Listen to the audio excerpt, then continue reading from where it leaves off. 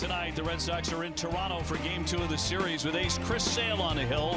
One night after snapping a 4-game losing skid, the Sox got a game back in the standings in the American League East and could gain more as the Yankees have already been rained out in their game.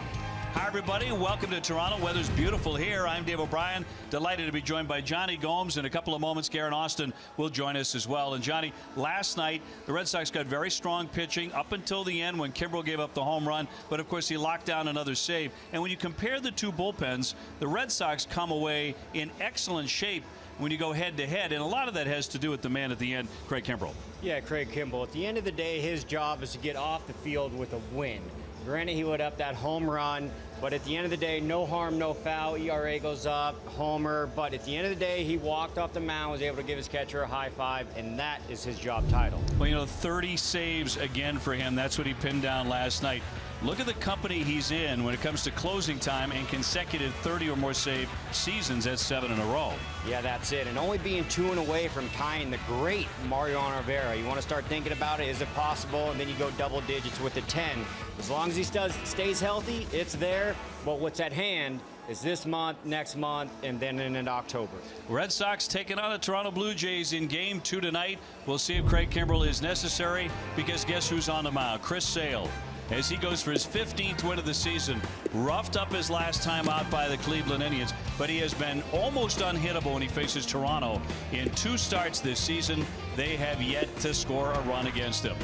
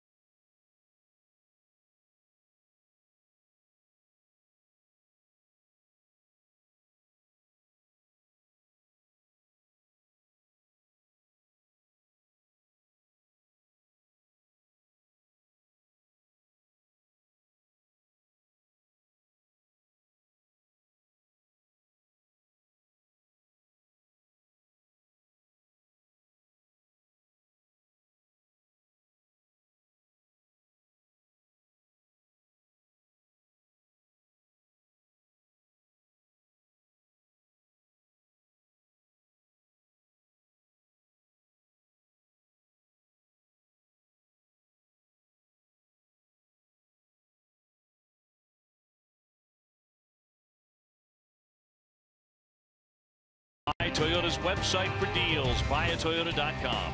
Dunkin' Donuts. America runs on Dunkin'. Lexus and the Lexus Strikes Out Hunger program. Plainridge Park Casino, 45 minutes from Boston. And by Southwest, yes to low fares with nothing to hide. That's transparency. Roof is open here at Rogers Center. Game 2 coming your way. Let's toss it down for Garen Austin now on more about tonight's starter, Chris Sale. So, B, well, his last start against Cleveland was very uncharacteristic for Chris Sale, but John Farrell said that he did not have to work on anything mechanical leading up to this start tonight. They capitalized on pitches up in the strike zone. You know, he's going up against the best hitters in the world. I mean, all these things that we know. And if you locate down the strike zone, regardless if someone knows what's coming or not, you probably got a pretty good chance. I can't say that there's anything in his delivery that was telegraphing, tipping, or anything. To me, it was more, you know, pitches that were up in the strike zone that they capitalized on. Farrell said there's not necessarily an overreaction after a bad start, but Sale is never satisfied and he doesn't take anything for granted. Farrell also said those 2 starts against Cleveland, that is not something that Sale is accepting, and he's looking to avoid that in the future. And guys, that starts tonight. Chris Sale on the bump as he goes after win number 15, trying to end the night at 15-6. Brett Anderson, a left-hander, will do the pitching tonight as the starter for Toronto. And time for a look at the Red Sox lineup, brought to you by Toyota's website for deals, buyatoyota.com. Leading it off, Eduardo Nunez.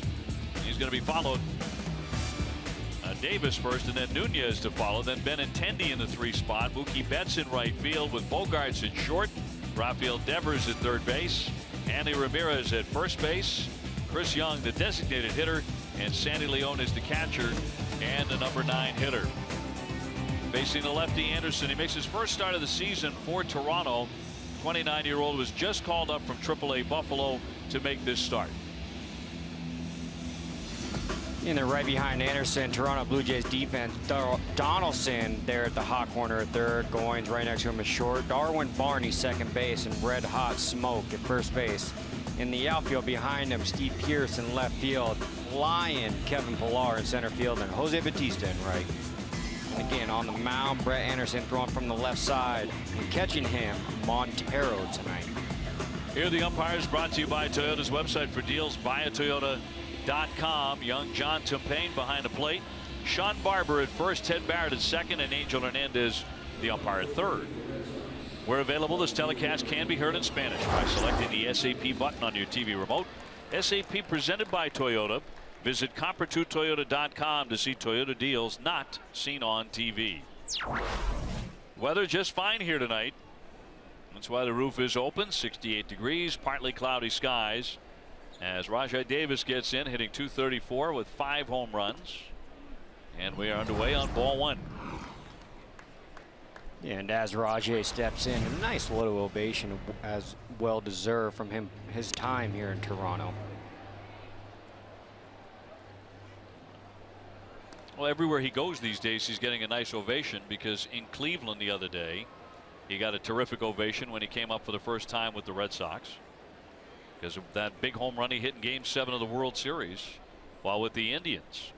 Exactly right. Well deserved. Slap to the third baseman, Donaldson.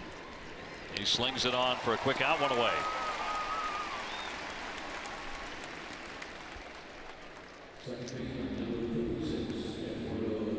Anderson, 6'4", about 230, 27 years old. Manager John Gibbons says of this guy, we've always liked him. He's always been a good pitcher. It's just a question of staying healthy. He was released by the Cubs on July 31st. Made 6 starts for Chicago last year. Went 2-2 with an 8.18 ERA. And I tell you what, at the end of the day, you throw left-handed, can run your fastball up in the low to mid 90s. There's always going to be a job for you.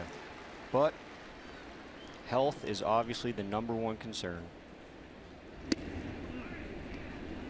Nunez, .310 with 11 homers. He was 2 for 4 last night. Drove in a run with a homer. A wicked shot over the left field fence.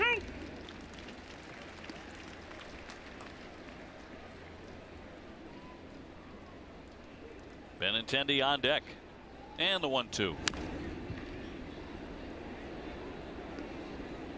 Yeah, and something to watch for is basically the scouting report, the offensive scouting report that Red Sox behind Joey Davis is going to come up with, due to not a lot of at bats against him. That's hit high and deep into left center field. Pillar racing back, turning around. That's high off the fence. He just missed another one. Nunez to second with a double that nearly got out of here. Wow. Nearly got out of here, and I guess that's where you have to hit it in center field for Kevin Pillar not to catch it these days. Right.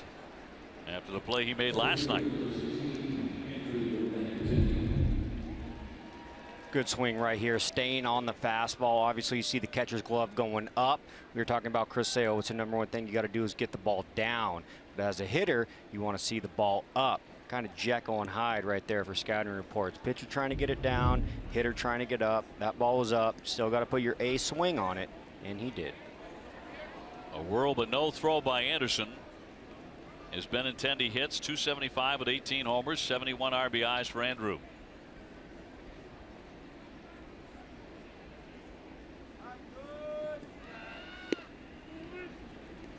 Anderson with a 2-seamer, a 4-seamer, Slow curveball, a slider, and a changeup.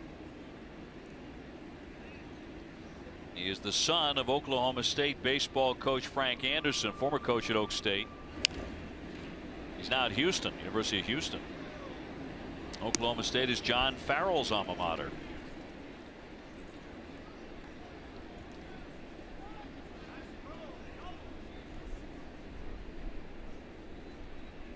Nunez at second, Betts on deck. And the lefty's 1-1.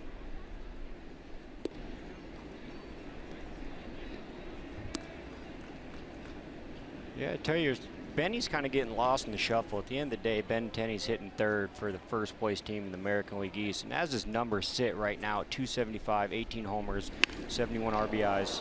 All right, a nice scoop by Goins. Runner holding at second. He gets the out at first base. Nunez back to the bag, and they're 2 down. Yeah, loud contact right there. Nothing to be slouched at.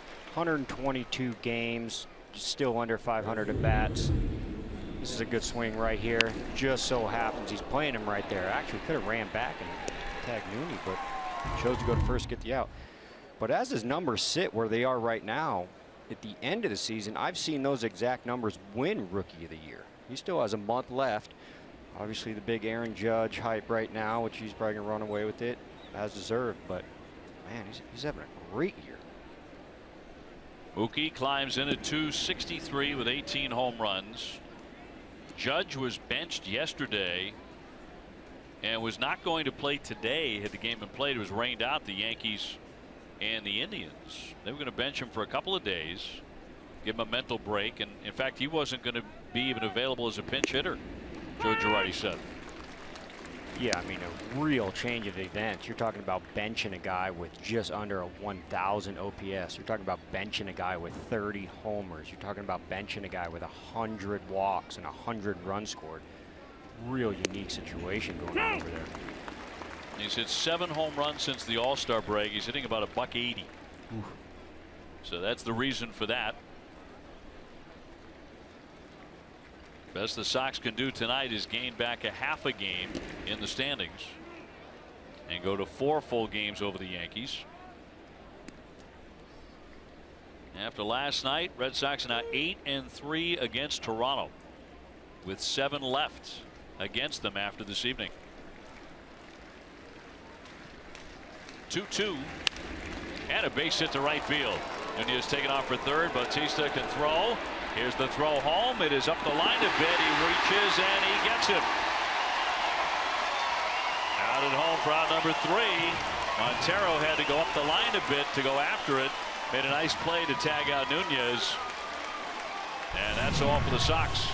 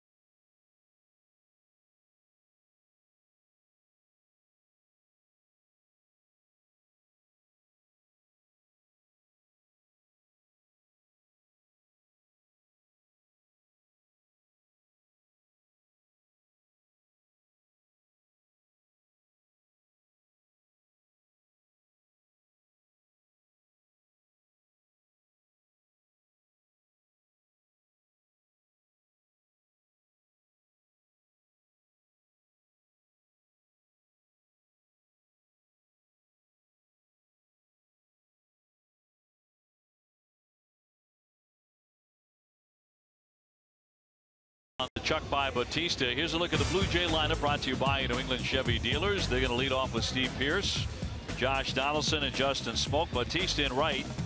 Morales the DH. Kevin Pillar in center. Darwin Barney at second base. Miguel Montero the catcher. And Ryan Goins at shortstop, hitting ninth against the Red Sox starter. Presented by New England Audi dealers. Chris Sale 14-6. 2.88 ERA, which is now second in the American League. That's behind Corey Kluber. Feels like a key start for the Cy Young candidate. Yeah, absolutely. Obviously, you want to put that last one behind him. And at the end of the day, would you expect him to do that? Absolutely. So anytime a pitcher steps on the mound, if there are any questions, you'd like them to get answered within his single start. It obviously comes in a pennant race, but it may also be about resetting Sale as the alpha dog of the American League. And last one, a loss in Cleveland. He was hit hard, 3 innings, 7 hits, 7 runs. He walked 3. Very out of character. Start before a loss to the Yankees, he went 7. He gave up 4 earned runs. And he puts away the first man he faces tonight. Swing and a miss, strike 3 to get Pearce. Behind Chris Sale tonight, the Red Sox defense is brought to you by Southwest Airlines. Dever is, of course, at the hot corner of third. Bogart shortstop. Nooney over there seconds. Holding down first base tonight, Hanley Ramirez in the outfield. Rajay Davis, Benintendi in center. Mookie Betts is going to hold down right field. And the battery on the positive side, Chris Sale. And behind him tonight, Sandy Leone. Josh Donaldson, 259, 23 home runs, 12 of those coming in August. So he's locked in right now. Chris Sale now at 254 strikeouts, leading the majors.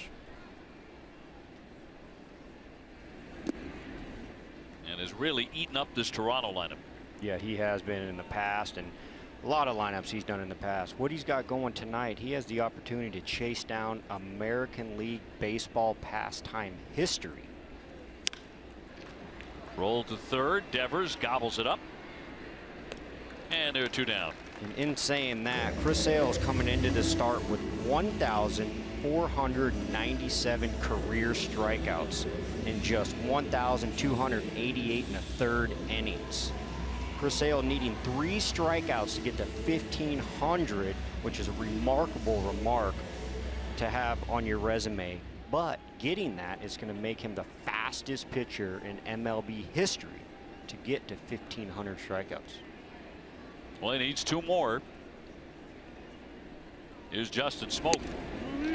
Belted a home run last night, his 36th, hitting 289. 2-run shot in the 9th inning. That came with 2 out to make it a 6-5 game. And that's how it ended, as the Red Sox hung on for the win to snap the 4-game losing skid. You talk about baseball memorabilia here and there, and man, this is the ticket to keep. This is a ticket to keep in that man cave that you're working with, if he does come up with 2 to tie and 3 to have the lead, to say and tell everyone that you watched Major League Baseball history.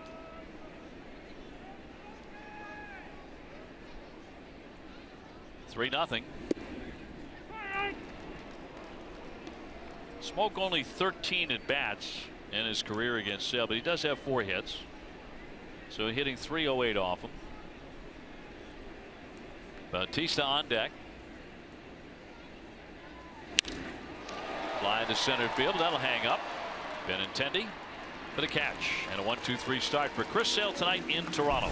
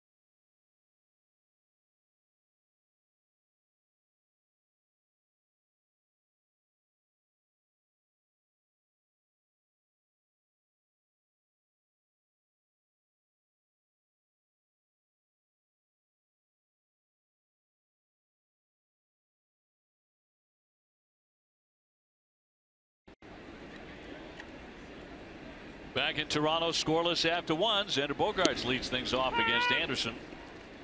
276, 8 home runs for Bogaerts.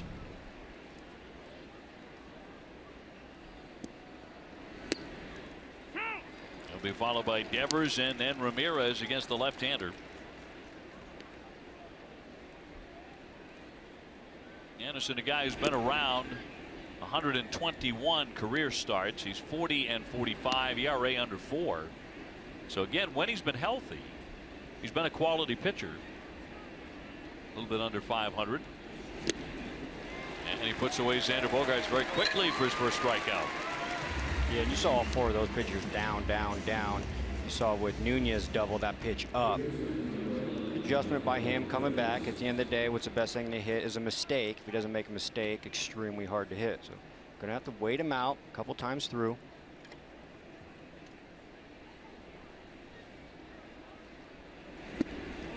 Devers 286 with the 8 home runs. Man behind the plate tonight is John Tumpain, 34-year-old umpire. Earlier this summer, he was on his way to PNC Park in Pittsburgh. He was crossing the Roberto Clemente Bridge when a woman hopped over the railing, and he just happened to be walking by at that moment. And he asked her what she was doing, but he could tell she wasn't just trying to get a better view of the Allegheny River. So he reached for her.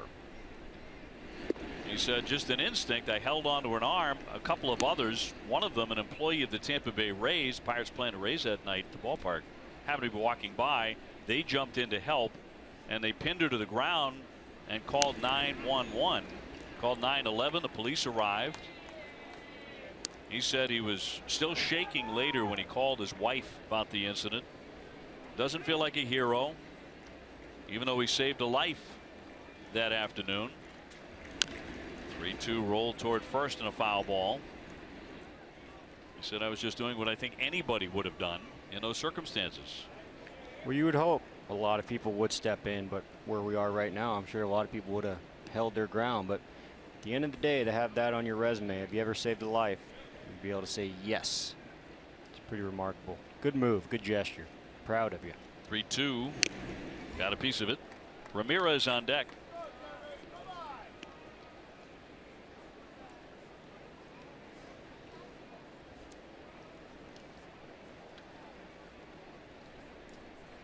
And the payout pitch again from Anderson.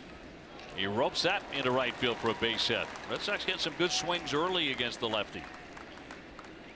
Monday is Dennis Eckersley hat night at Fenway Park. First 12,000 fans in attendance receive an Eck hat and mustache. Actually get 3 mustaches presented by Granite State Electric. For tickets and more information, visit redsox.com/promos. Gonna need one. Gonna need one. Gonna be a hot ticket. Yep. Eck just coming back from Oakland, where they named a gate after him at the Oakland Coliseum. Here's Hanley. 246, 19 home runs, had a couple of hits last night, moved down to that 7th spot. I think the other question about that gate is how long it's going to be there. Yeah, right. How long is the ballpark going to be there? Yeah. They can take the gate with them. If they build a new ballpark. Seems to be where it's headed there in Oakland. A's have had a tough year, 58-73. Red Sox will play them again. That'll be the middle of September the 12th through the 14th at Fenway Park. Last time the Red Sox met them, it was a disastrous series for Boston. Red Sox fell into, what, 4th place. Ground ball to short. Goins to Barney. That's 1. And they'll turn 2 to retire the side. Nothing doing for the Red Sox in this inning. We have no score.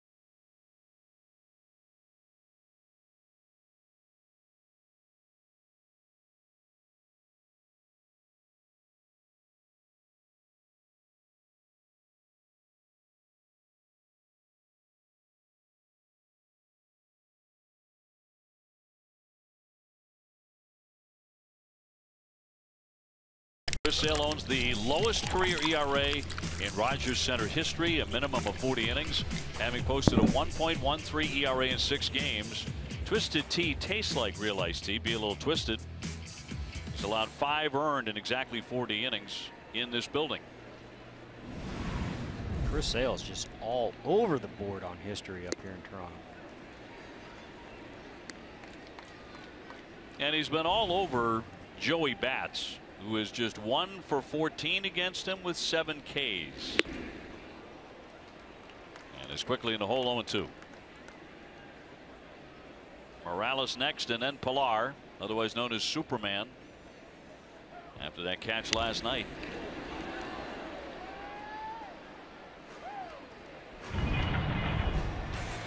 Yeah, this is Betts' first inning knock to right field, and you see the AstroTurf. When we're talking AstroTurf, you're going to see real clean hops. Nothing really to get aggressive about. Stay behind the ball, come up, and make a good throw, and that's what happened. And that's what Brian Butterfield and the Red Sox are going to do, is apply pressure, apply pressure. Granted, that one didn't work out, but at the same time, continue to apply pressure. And that's what makes the Sox great on the base paths. He was trying to score with 2 down there. That one sock foul out of play. Red Sox have made 68 outs on the bases this season. That is the most in the majors.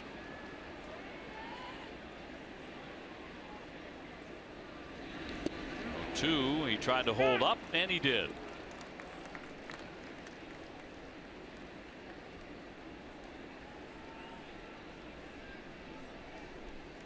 Bautista 41 career home runs against the Red Sox. He's the active leader against Boston. Swing and a miss. That one ate him up. Strike 3 as he fans for the 8th time in 15 at bats against Sale.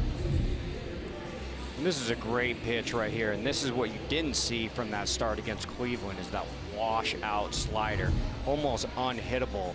At no point is that hittable, but about halfway to the plate, it was a strike, which is going to create you to start the bat head thinking you're going to hit it, and right when your swing gets a contact point, poof, nothing but smoke. Kendrys Morales, 244 with 22 home runs. And slumping as of late, a number of their hitters are. So Sale getting them at a good time.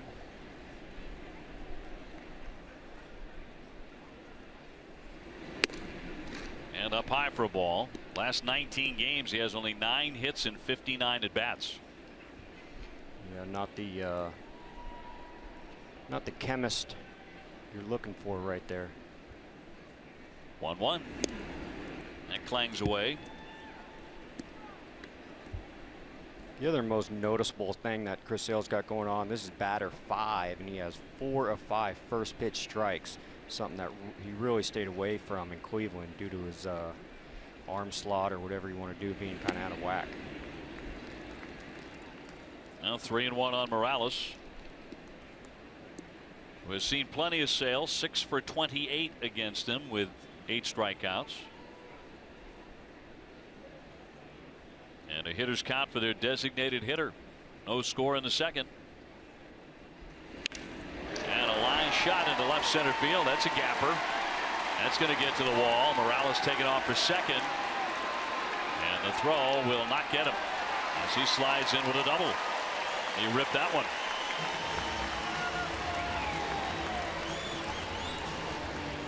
So for a guy who had been slumping, this is a pretty good looking cut. Yeah, he's never going to be slumping too long. I'll tell you what this guy does. This guy hits good pitching. This guy's been doing it for a long time. He had some time off with that walk-off home run people forget about out there in Anaheim. And he had to take about 2 years off with that broken leg. He had to get carried off the field from the walk-off. You saw right there, he's still not very fleet of foot, but nothing's gone from his bat speed, that's for sure. Well, they'll send up Kevin Pilar, 252 with 13 home runs. Made one of the best catches you will see in Major League Baseball all season last night. Yes, and that's a fact. And there's a lot there. People want to talk about like robbing a homer. Well, what do? You just plant your foot on the wall, carry yourself up. But there's just a lot of action going on. Speed, ability to put your body at risk, good angle, full extension. There's a lot going on. And the exit velocity off this was just torched too. And you saw right from the first step, there he goes. That's full extension going head first into the wall. What a catch.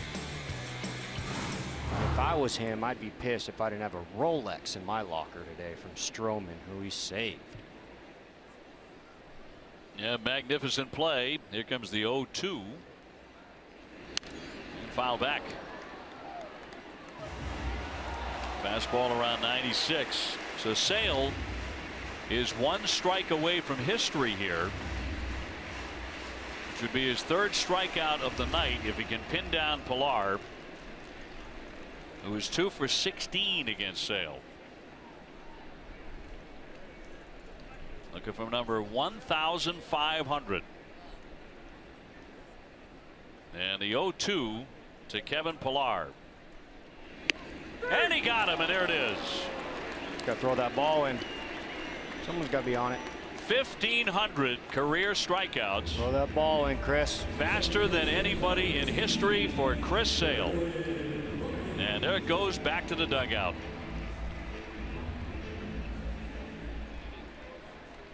Get to keep your first hit, maybe keep your first homer bat, maybe your first strikeout.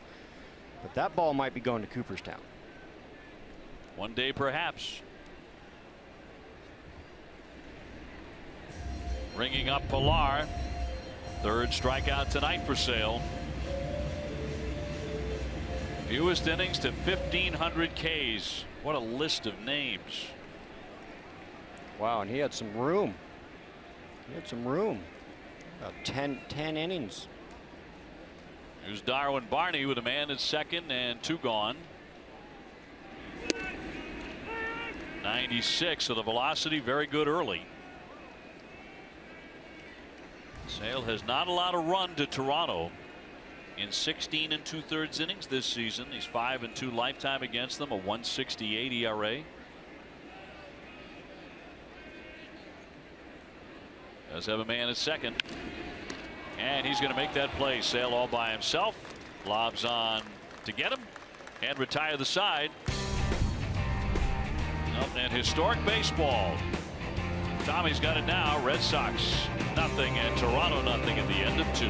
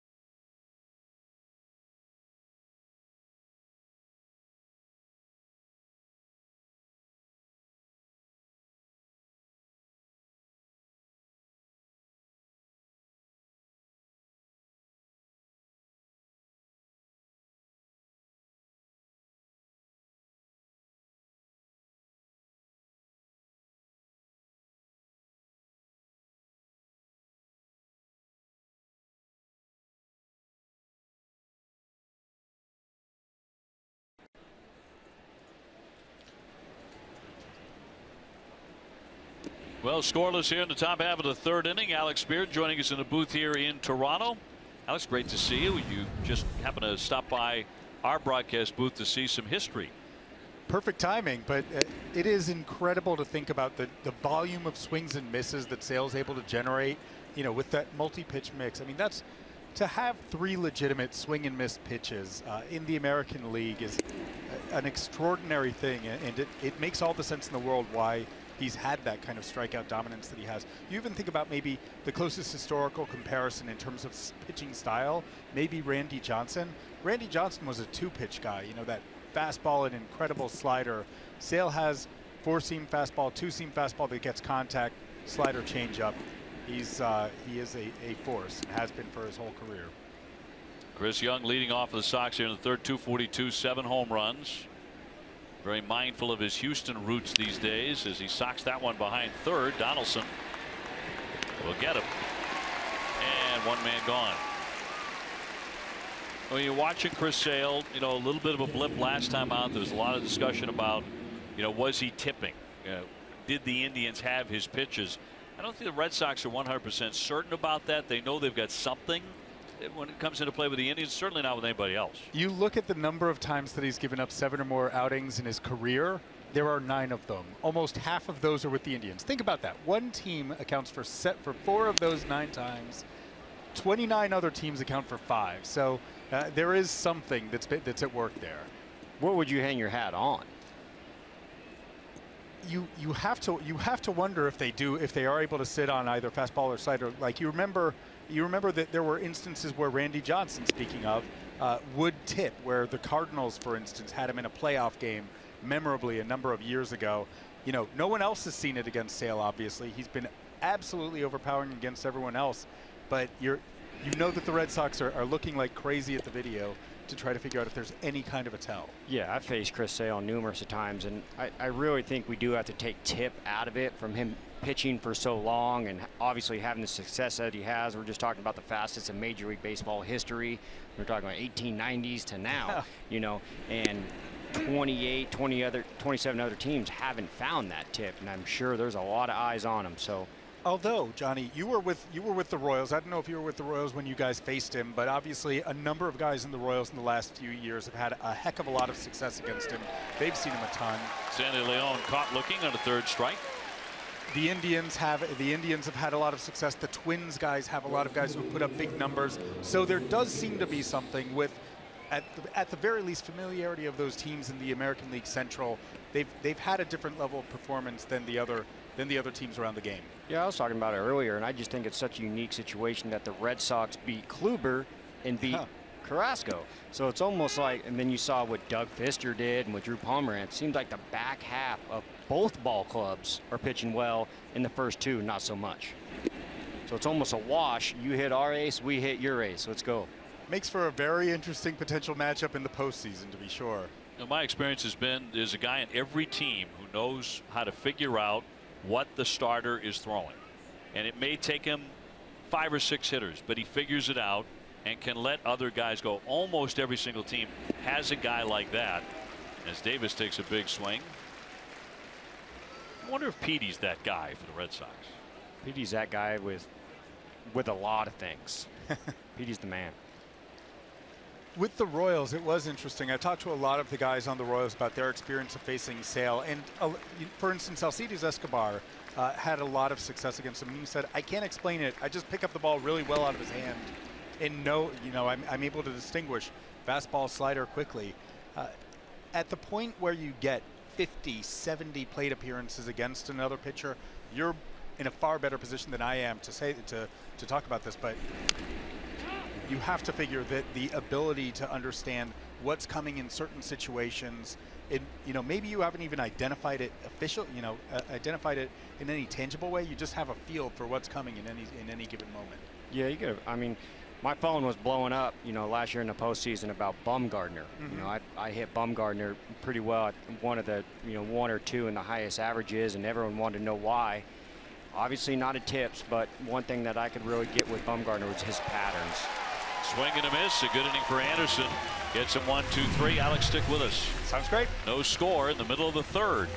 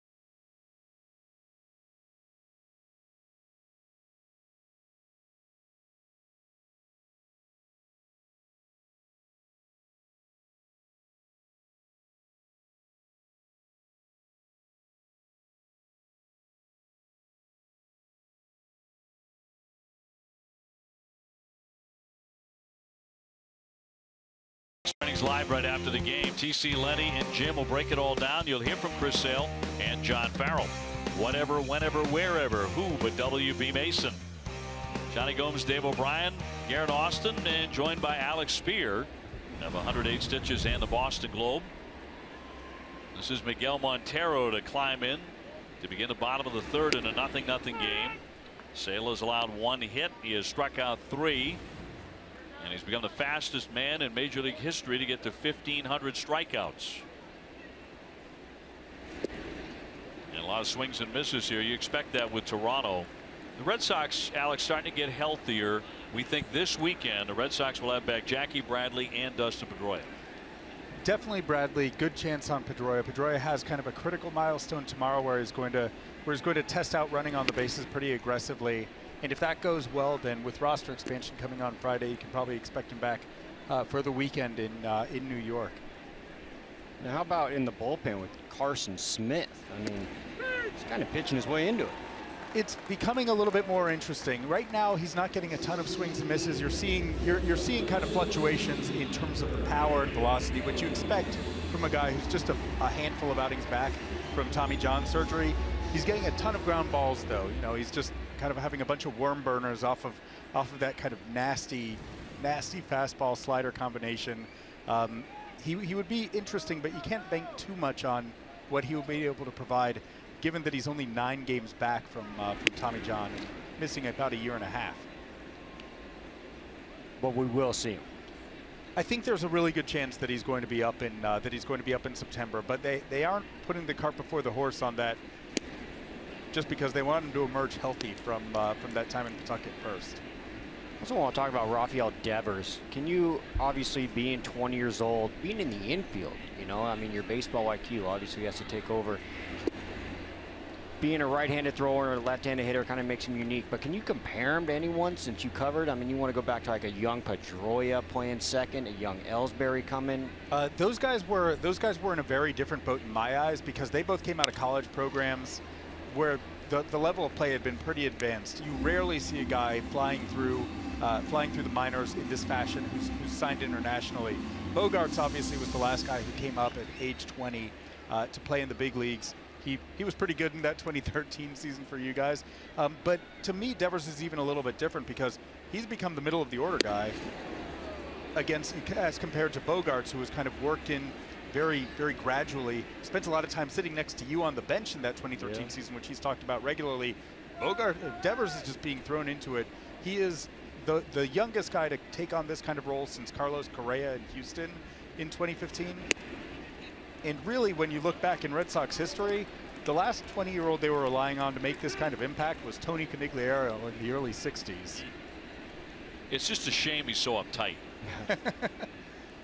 Rafael really needs to loosen up and enjoy himself here in the major leagues. 1 down, 3-2, and that is strike 3. He's padding his stats out there, absolutely.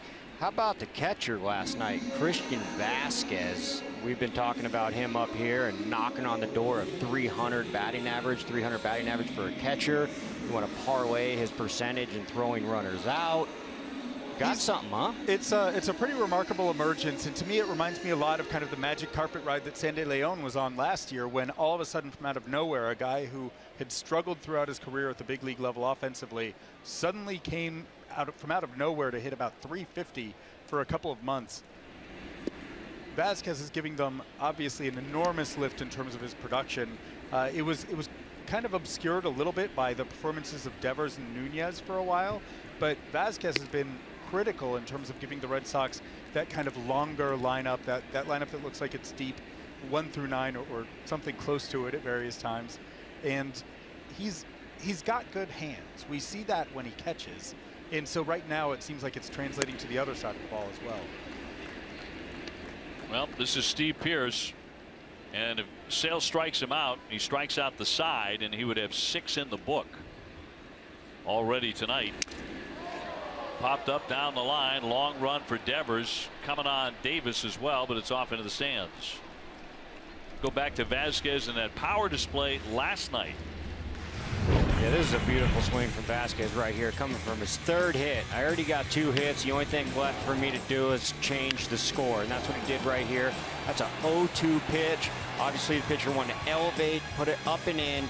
Vasquez just tricked him by rocking his hands right across that Boston, up and in to the people's 2nd deck.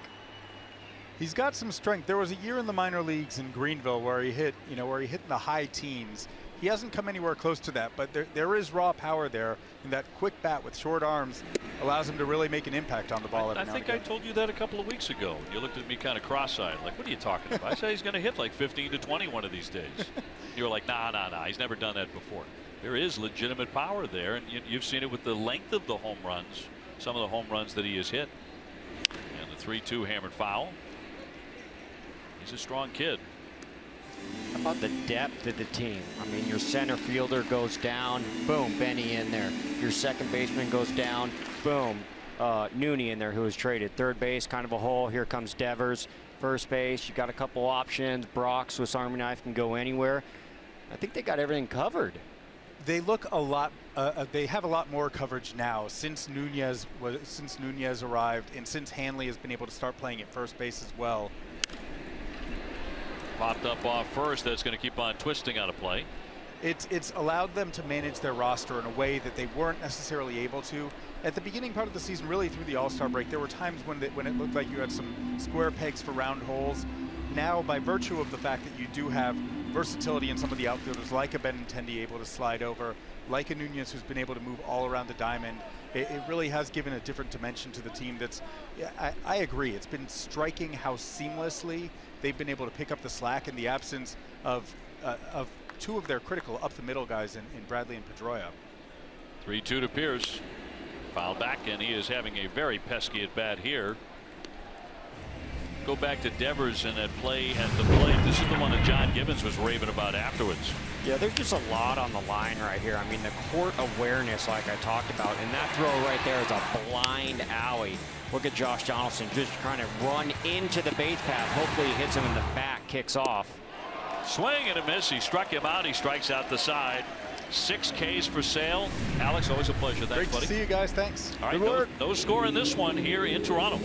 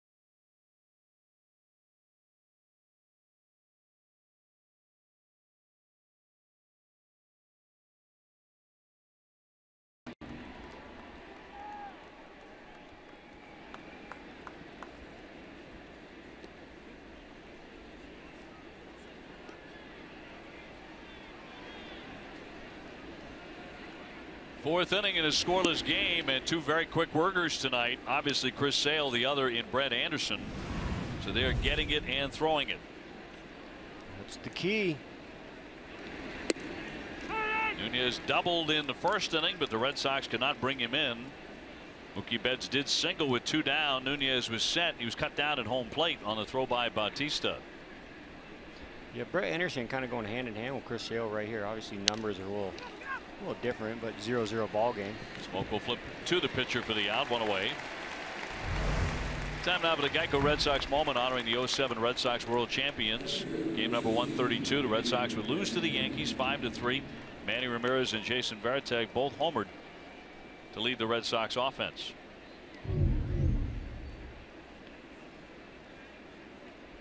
And that'll send up Benintendi, who has gone 0 for 1. He is grounded to short. Yeah, I was saying, Brett really hanging in there. I mean, this is the first start in a long time. New ball club, a lot of new things going on, new elements. That ball's out that he got a strike, but Chris Sale's looking sharp, real sharp.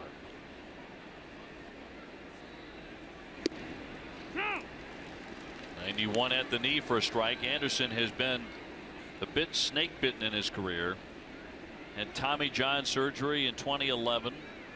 A sprained thumb, a concussion in a car accident. He sprained an ankle, broke a finger.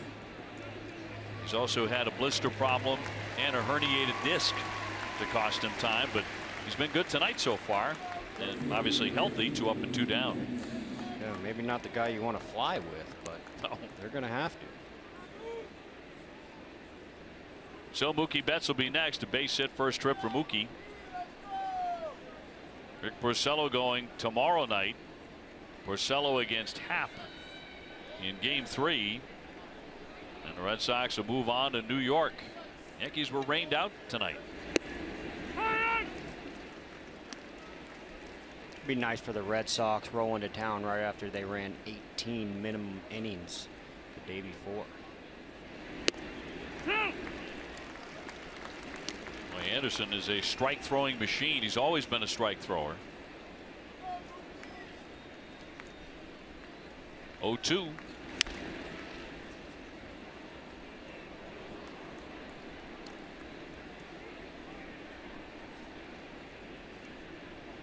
He's loved facing Toronto this year. 11 games against them. He's hitting .383.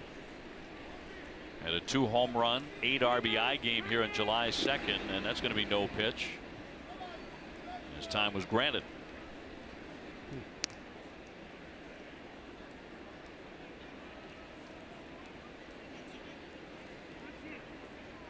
Mookie shot the ball to right field for a single last time. Good approach. Obviously down in the hole. 0-2. Roll to the shortstop. Goins. Another fast inning. Red Sox go in order.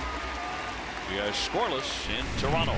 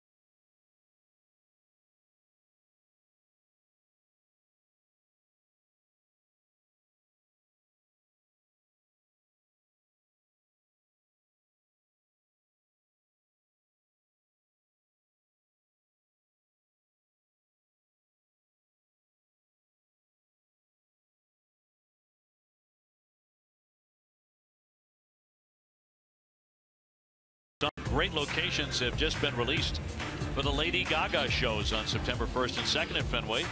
For tickets, go to redsox.com/Lady Gaga. Going to be a heck of a show. Especially with those new locations. That's right. Just released. You got to ask TC where they are.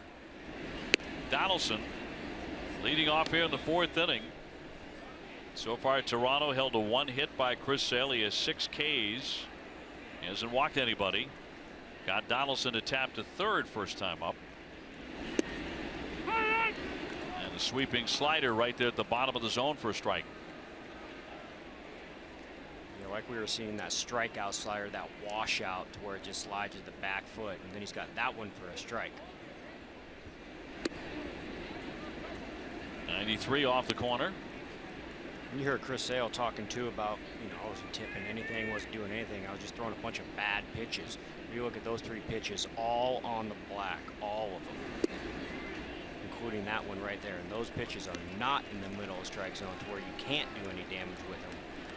Hence where he's sitting right now with 1 hit, 6 punches. A 3-1 count. Here it comes. And he rolls that one foul on a changeup.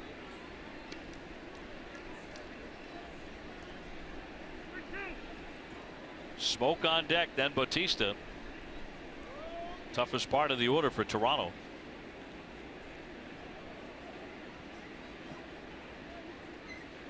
And the 3-2 to Josh Donaldson. High pop up. That's going to twist on out of play.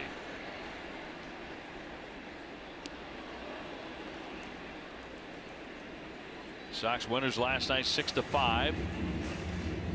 Snapping a season-high 4-game losing skid. Red Sox are one of only 5 teams without a losing streak of 5 games this year. Cleveland, the Dodgers, Minnesota, and the Nationals are the other. Minnesota checking in. And he popped them up sky high on the infield. Xander Bogaerts has to wait all night, back pedaling, and he's got it.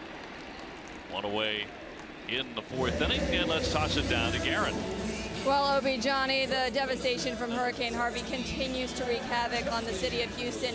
Yesterday, Chris Young shared with us that his mom had to be evacuated. Brock Holt also has Houston ties. He's from Texas and went to school in Houston. He said it's tough to watch, but really cool to see the people who are stepping up and helping out, because that is what they're all about. He also said he's in constant communication with his friends, donating and doing everything that they can to help out. And guys, being there to support teammate Chris Young, whose family is right in the middle of it. Again, thank you very much. And you're absolutely right. I mean, watching the news today and the outpouring of help and how that community is really responding to each other. Devers down for it, and will throw on in time to get Smoke, and they're 2 away.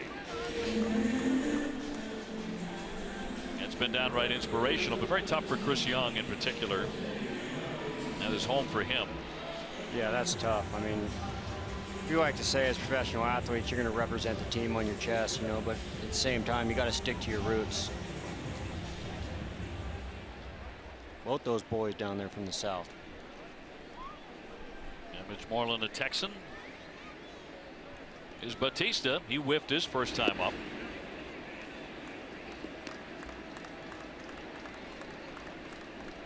I'm talking about guess hitting every once in a while we can do early in the count, and that is guessing wrong right there, and that's what it looks like.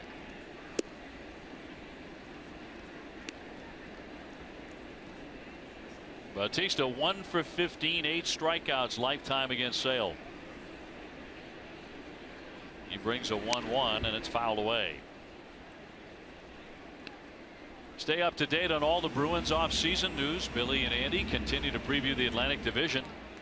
Don't miss Bruins Summer Face-Off Live tomorrow night at 5 on NESN. Brought to you by Toyota's website for deals, buyatoyota.com.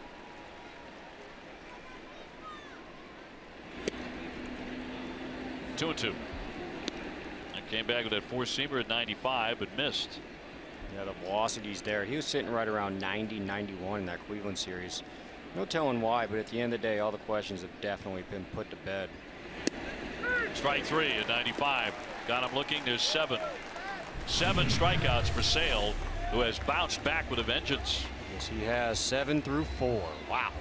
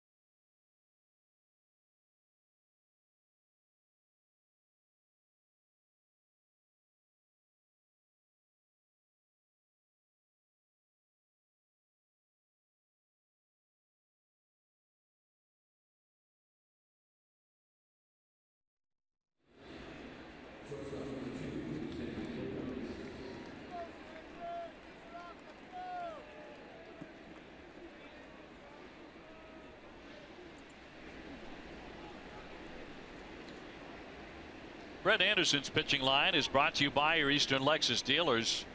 He has been almost as good as Chris Sale, at least as far as strike throwing ability. He has allowed 3 hits, Sale only 1, but a 0-0 game on to the 5th. He did a little bit of hard contact there in the first inning, but really settled down. Be curious to see if he's on any kind of pitch count or anything with this being his first start. I can't imagine he is, but you never know. Xander 0 for 1. He struck out in the second. Devers and then Hanley Ramirez will follow. 1-2 and gently hit back to the foot of the hill, and he'll get him. One away for the Sox in the 5th. Stay tuned after the 3rd out for the mid-5th studio show with Adam and Casey. 8 in a row retired by Anderson. It's also the case with Chris Sale.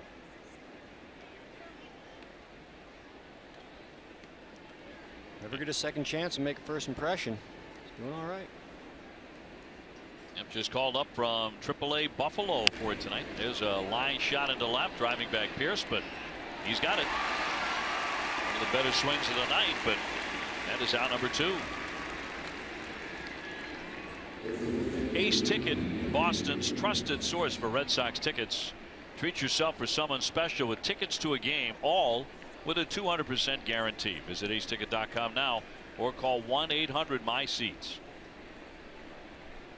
Well, 2 fast outs for the Red Sox, so Hanley will take his time getting up there. Going to make Anderson wait. Yeah, normally that's just a little delay to kind of get Chris Sale what he needs, a little extra time on the bench. He does a token fake bunt. Maybe rock him to sleep and get a big one in the gap.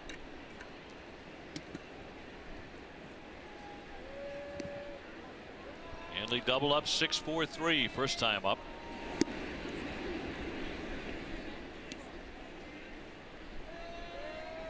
Both of these guys are throwing a lot of strikes. Not a walk in the ball game. High fly ball into right center field. On the move, Pilar, and he's got it. Red Sox going in order. Time now to turn it over to Adam and Casey for the mid-5th studio show.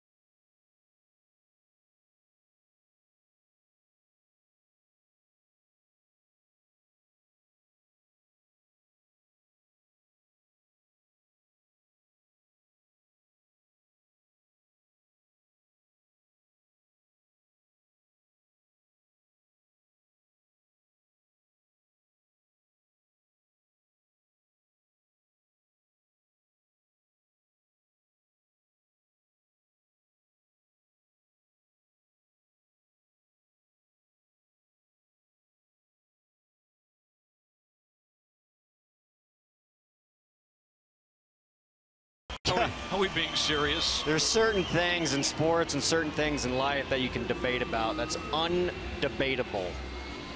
It's a lot of money, though. Wow. It's a lot of money for someone not named Tom Brady. Tom Brady's got a lot of rings that you can't buy. True enough. Well, good one here if you like pitching. No score between the Red Sox and Toronto. So we take it to the bottom half of the 5th inning. Kendrys Morales, first time up, doubled. He's the only man to have a hit off Chris Sale. With 7 strikeouts, no walks. Yeah, he jumped on his heater. Let's see if he can start him off with some off speed here, like that, and see if he sticks with it. He jumped on that heater pretty good.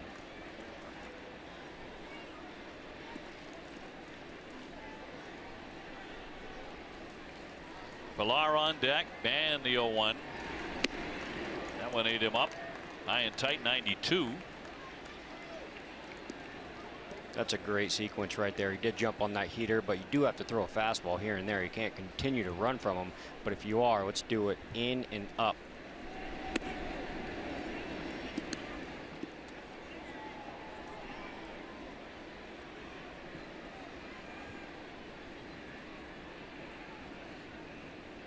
Morales, good pop, 22 homers. 94, but a miss, and it's 2-2.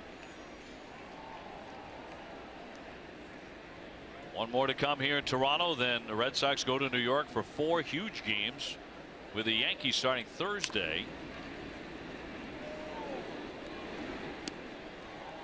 And of course, both Pomeranz and Sale will pitch in that series. Yeah, and that's the duo right there, the lefty duo. Drew Pomeranz picking up his 14th win of the year last night. 2-2, just got a piece.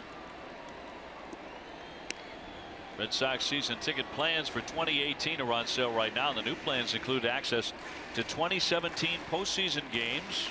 For more information, go to redsox.com/season tickets.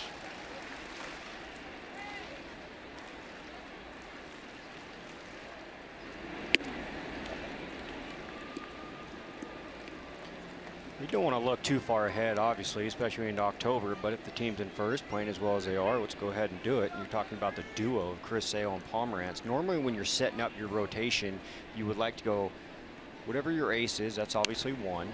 And then if he's left-handed, you do want to throw a righty in there, and then maybe back to a lefty. So it goes like left, right, left, right. You don't really want to bunch your lefties up together. But that's going to be a big question that's going to have to get answered, because man, those are your 2 horses, and you would love to throw them back to back. And I think you'll be able to get away with it, their unique arm slots being different. Fly ball short right. Nunez coming out, and Eduardo makes the catch for the out. 1 gone. Time now for our Dunkin' Donuts poll question. Do bench clearing brawls still have a place in baseball? Text 1 for yes, 2 for no. Text your answer to 536-536. Message and data rates may apply. 1 message per vote. Johnny, you enjoyed the occasional bench clearing brawl. You did not shy away from them, my friend. It's a nice little character check sometimes that you need for the boys. So you say yes, of course they still have a place in baseball. Yeah. Pretty good Donnybrook recently between the Yankees and the Tigers. That was for real. Yeah, that was a triple header of fights. They just kept going after it. 0-2 on Pilar. Struck out looking in the 2nd.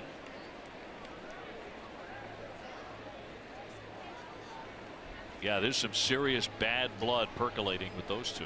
Yeah. 3 fights in between Detroit and Yankees, and 1 fight within the Tigers dugout. Popped along the right field line. Coming on Mookie Betts. Mookie there in fair territory, and there are 2 down. That's 10 straight set down by Sale. He's allowed only 1 hit. Red Sox come the 6th inning. Will have due up Young, Leon, and Davis. Rajay Davis.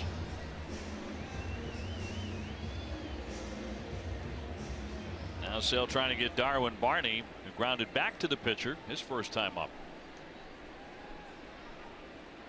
Former Gold Glove winner over in the National League with the Cubs. Just before the Cubs were really good, but he was excellent defensively. Yeah, you want to talk about consistent.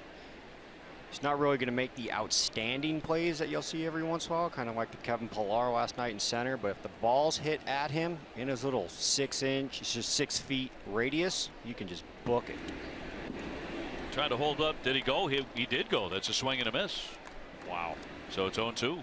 That sums up Chris Sale's stuff tonight. It's a big league hitter right there with a Gold Glove. Check swing and almost got hit. A lot going on there. Sale looking at that 1-2-3 fifth inning.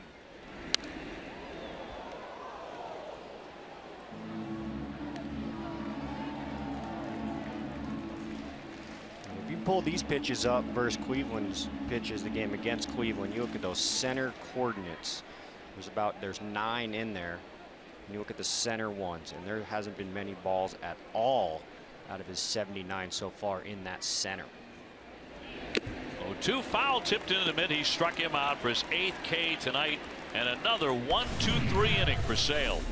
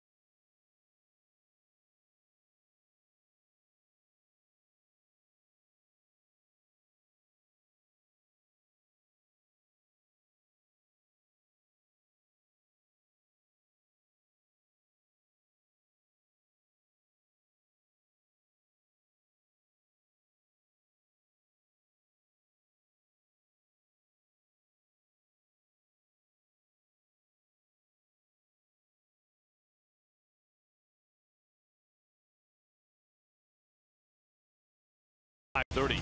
We have the latest on your favorite New England sports teams. NESN Live presented by Cross Insurance. Red Anderson very tough to hit. Chris Sale's been tougher. Nothing game here in the 6th. Here's the Sox lefty masher right here. See why. See if he can help himself out and the ball club out on the second look at Brett Anderson here. Grounded out to third in the 3rd inning. Sandy Leon on deck.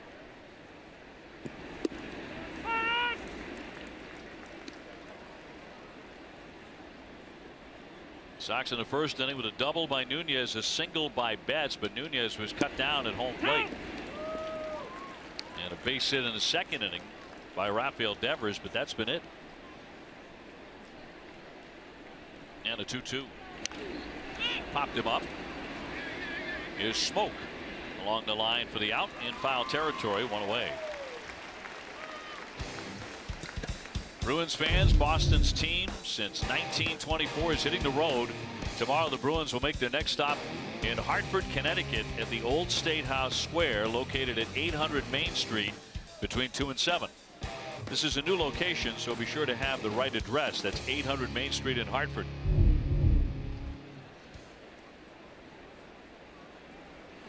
Sandy's 0 for 1. He struck out first time up. I think there's a room for fighting in hockey. Is there room for fighting in hockey? Well, of course there is. Smoke gobbles that one up. Another one hit very softly. 2 up and 2 down. Kind of like the Dunkin' Donuts question about bench clearing brawls in baseball. I think there's any way you could ever get it out of hockey. please don't, whoever's on that commission. You know, the whole brawl question, you know, some, whenever there's a big one like the other day, or 3 of them in the Yankees and Tigers game, want to find a way to legislate that away if you can.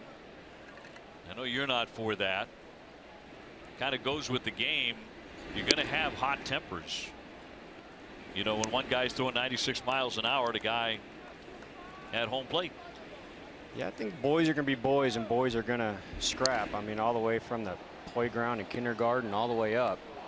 I think if you were to make an adjustment on anything, I think it would be intentional beanballs. I think there's a lot more on the line there. Davis 0 for 2, a grounded to third and a strikeout tonight.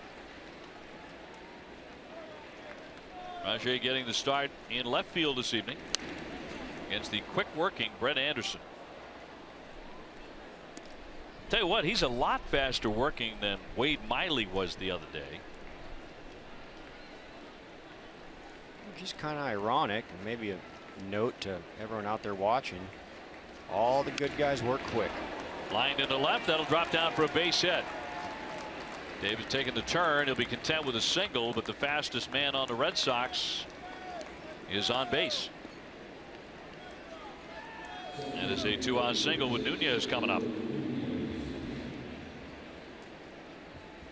then possibly the second fastest guy on the Red Sox is coming up to the plate right now. Pretty good little 1-2 punch speed-wise. Nunez with a double and a ground out. Anderson had retired 12 straight.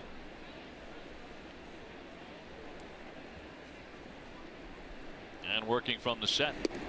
He fires in strike 1. Certainly not a hard thrower, but outstanding command. And is certainly the case tonight. Lashed foul. He does have a history against the Red Sox. He's 5-3 lifetime against Boston.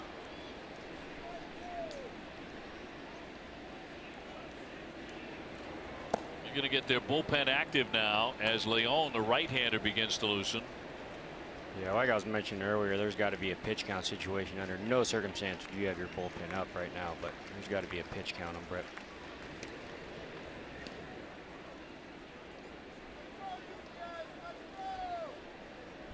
I think if there's a phone call that Gibby doesn't want to make right now, it's to that bullpen phone, the way they've been beat up this month and I guess the whole year. Here goes Davis, got him picked. Here's the throw down to second, and it hits him. And he's going to be safe at second base. Well, they guessed right, but the throw by Smoke nailed him. Yeah, and I think this is a pro move by Rajay right here, obviously knowing he's getting picked off right here, and he goes to choose to not slide, to sacrifice his body, and slides at the very last second. But no, if he just kind of broad shouldered it, hopefully he'd get one nicked off his shoulder. And just like you'd possibly wear one at the plate, you want to wear one right there too. They got a man, the runner in scoring position, and a bruise.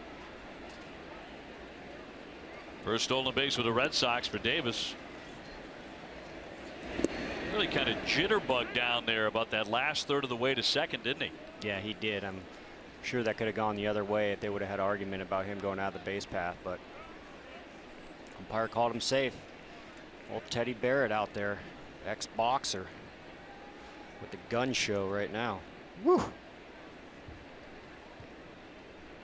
I bet you Ted dialed up the fight. Yeah, yeah. The fight fan. 2 down in the 1-2. Good take by Nunez. Benintendi on deck. Yep, third time around, Rajay getting a knock. Third time around, Nooney putting on a good at bat. No score in the 6th. Little floater toward right field. Charging on Bautista. Slides. He doesn't get it. The run is in to score. It gets behind him. Nunez to second. He'll stop there. And the Red Sox have the first run of the ball game, 1-0. I think they caught a break right there. Jose didn't get the best jump and then went for the dive and a whiff. He's going to parlay that right into a double, RBI double. Yeah, you see this shot right here, contact. He takes a step back and then has to gather himself and run in, which at that point, it's a little too late. First step, crucial, so important, as we were talking about Pilar. Even then, he kind of whiffed on it. Yeah, that's a full whiff. That's a full whiff. He knows it. Red Sox indeed a break.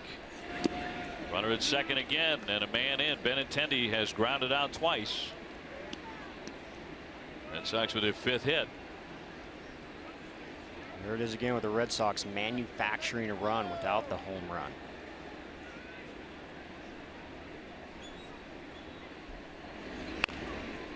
Chopper. Here comes Smoke. Flips it on, and he's not going to get him. Down to third base is Nunez. Benintendi with an infield single, and the Red Sox have him on the corners. And that's why you don't pout coming out of the box right there. He just knew it was going to be a foot race between him and Anderson, and I'll take Benny any given day on that race. This is a hit right here at contact. Boom, head down, hauling, going for it. You see him starting to pass him. Boom, not even a photo finish. Good job, Benny. Good hustle. Base hit there. Here comes Gibbons. As you guessed, Anderson would be on a short leash. Out he comes. Leon entering the fray. Red Sox have the lead and have runners at first and third. 2 down to the 6th. We'll have more in a moment.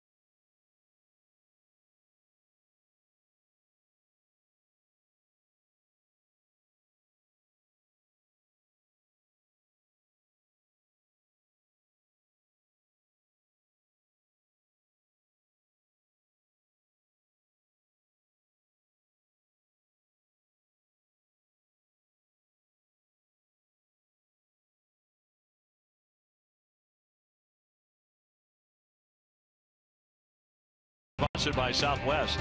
Yes to low fares with nothing to hide. That's transparency. Sox with a run on the scoreboard at last here in the 6th inning. Coming with 2 down. In fact, all 3 hits in the inning have come with 2 out.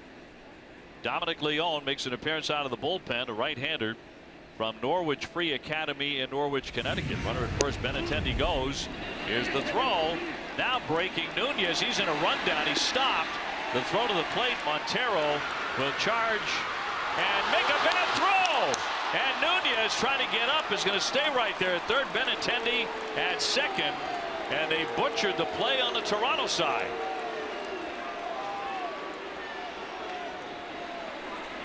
I think John Farrell wants to know if his base runner was interfered with.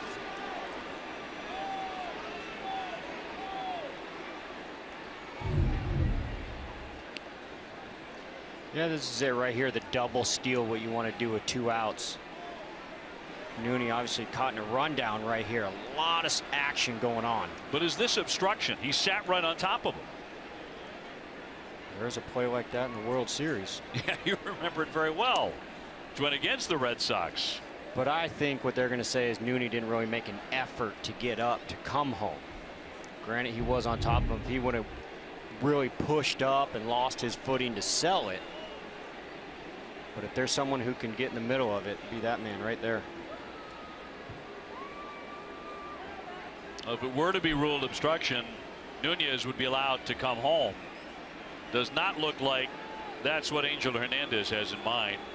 Obstruction is when a fielder hinders a base runner. Interference is when the batter runner interferes. Take another look. Let me take another look at it and see what's going to go on. What I'd like to see is Angel keep his eye on the play. We can see he does. He's watching right on it. I was going to see if he was going to look at the ball and miss the whole thing, but he was right on top of it, so he's going to stick with his call. Yep. So no obstruction. Runners at second and third, 2 down. Benintendi winding up all the way down to second. I still don't know how Nunez was not put out. They just butchered the play. Yeah, that was a complete butcher job. Here's Mookie Betts now. Base hit and a grounder to short. Single here could make the score 3-0.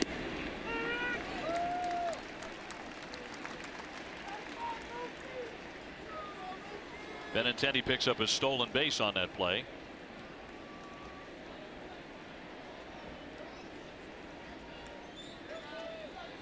Leon has an outstanding cutter and changeup. He fires into cutter there for a strike. He learned the cutter his junior year of college when he was struggling watching videos of Mariano Rivera. Oof. Boy, did he have a cutter.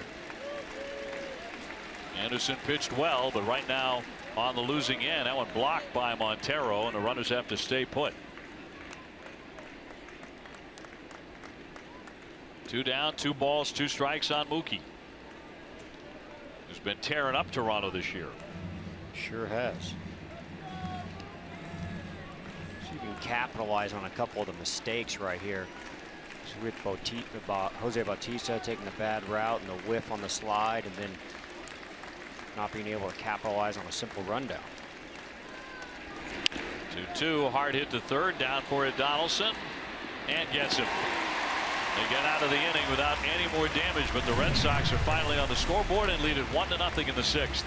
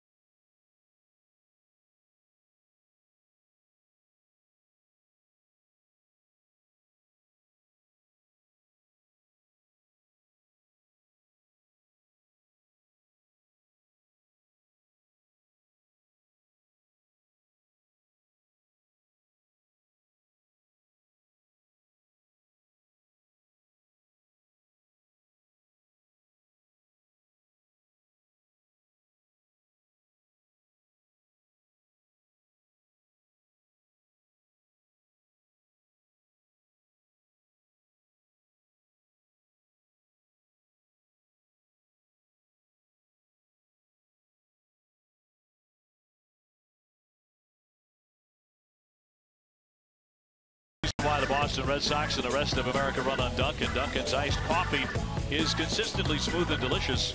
Dunkin' Donuts coffee #1 in New England. The Boston Red Sox run on Duncan.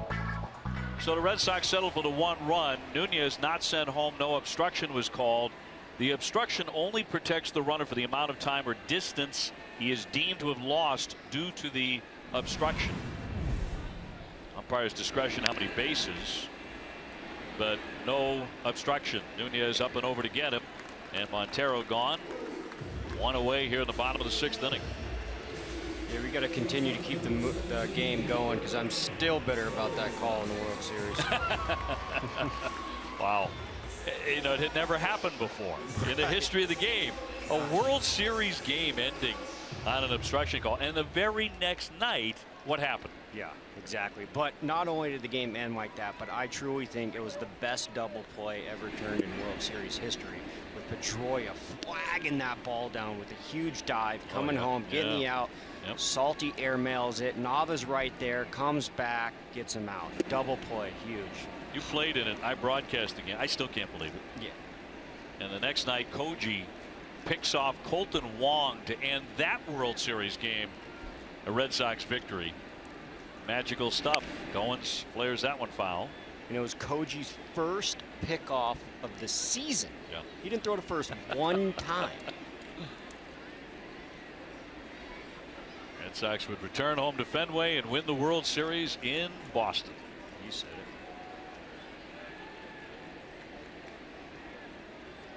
Goins has struck out. He backs away. 8 strikeouts for Chris Sale. He's tossing a 1-hitter. You've heard that recently. Doug Fister with that magical turn in Cleveland. And then backed by Drew Pomerantz. Didn't really quite go the distance, but he threw a gem as well. Swung on and missed, and he gets another one. Here's number 9. He fans Goins for the 2nd time. MLB.tv is every night, every device. You can watch every out-of-market regular season game live. Blackout and other restrictions apply. Visit MLB.tv for details.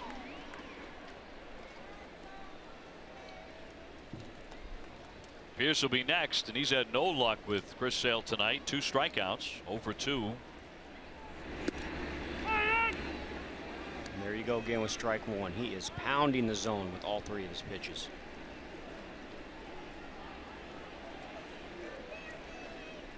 Base is clean, the 0-1. 0-2. 13 in a row retired by Sale.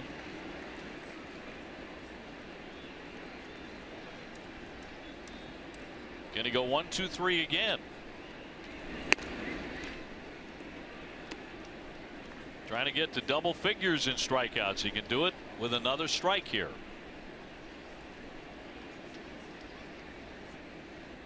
You have to go back 3 starts. Last time he did that. 1-2. Swing and a miss. Strike 3. Boy, he's been magical again tonight. 10 strikeouts for Chris Sale.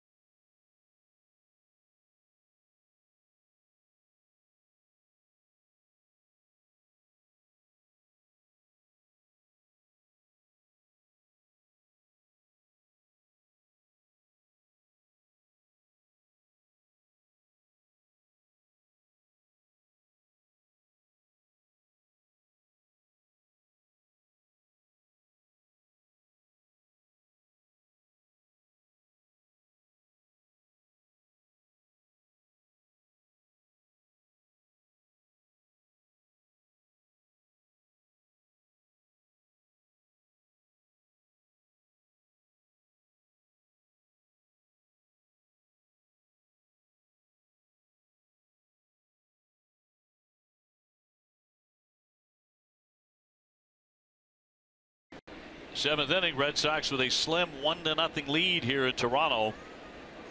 Chris Sale has been brilliant again. The Red Sox with the only run on the board, and that came last inning, and they were rather fortuitous. Rajai Davis would score the run after the stolen base, and a little blooper to right field. It probably should have been caught by Bautista.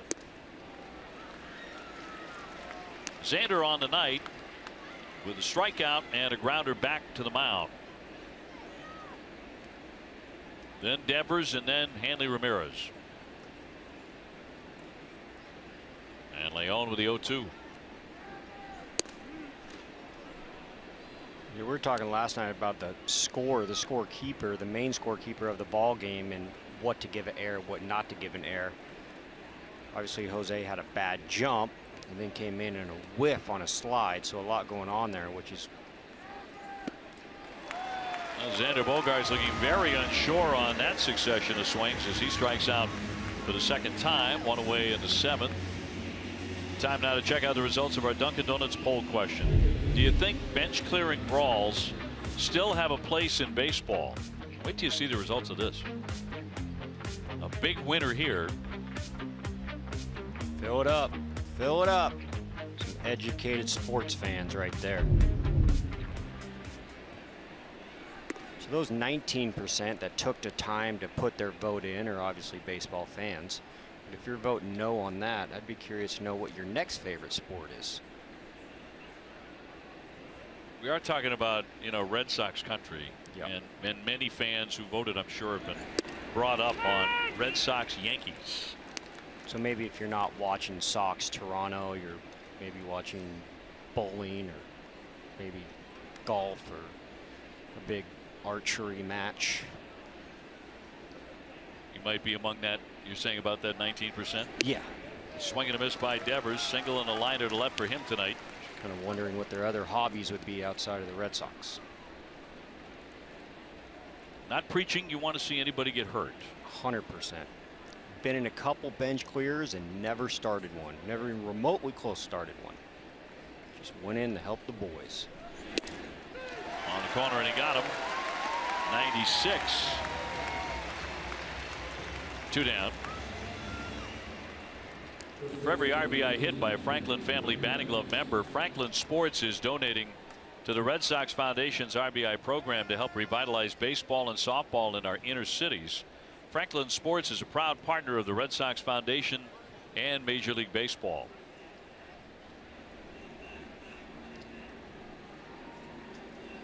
Hanley tonight is hit into a double play and flied out.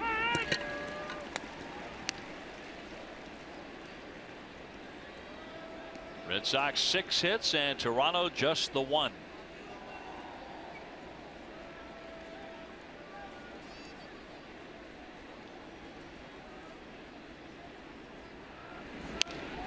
And flick foul out of play. Chris Young on deck.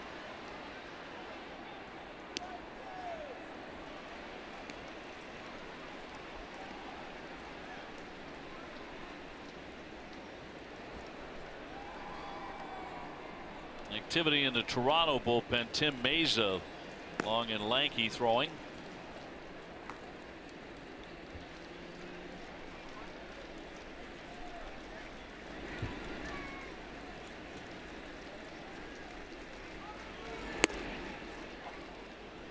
Tell you, Leon showing some good stuff coming out of the bullpen. Not too many highlights for those guys, but the pitch right there was 97 miles per hour. ERA sub 3. He's definitely not the reason why they are where they are by any means. Some good stuff. He's trying to strike out the side here in the 7th inning. But a high fly ball dead away center. That's hit well. Pilar back. He's back, turning around, and it's gone. Hanley Ramirez with his 20th. Just kept carrying and carrying on out of the ballpark, and a huge run for Chris Sale and the Red Sox.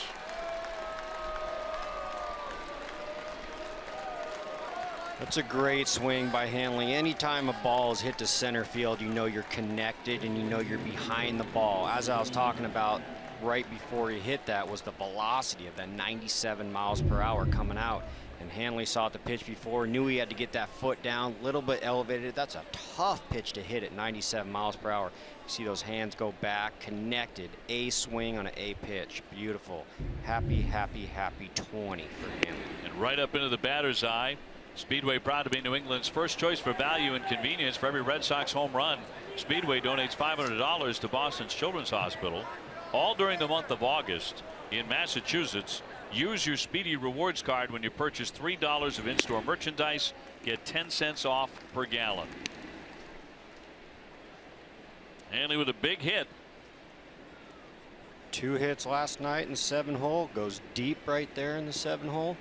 He's definitely not a seven-hole hitter, but good opportunity just to step back and clear your mind. Chris Young tonight is grounded out and popped up.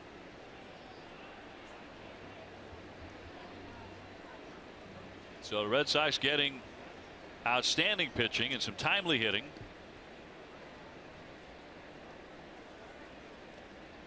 Went 418 feet. Home run to dead-away center.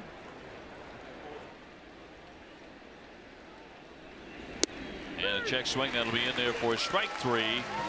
Red Sox get a big second run, however, on the blast to center by Hanley. Number 20. And the Sox are in front 2-0.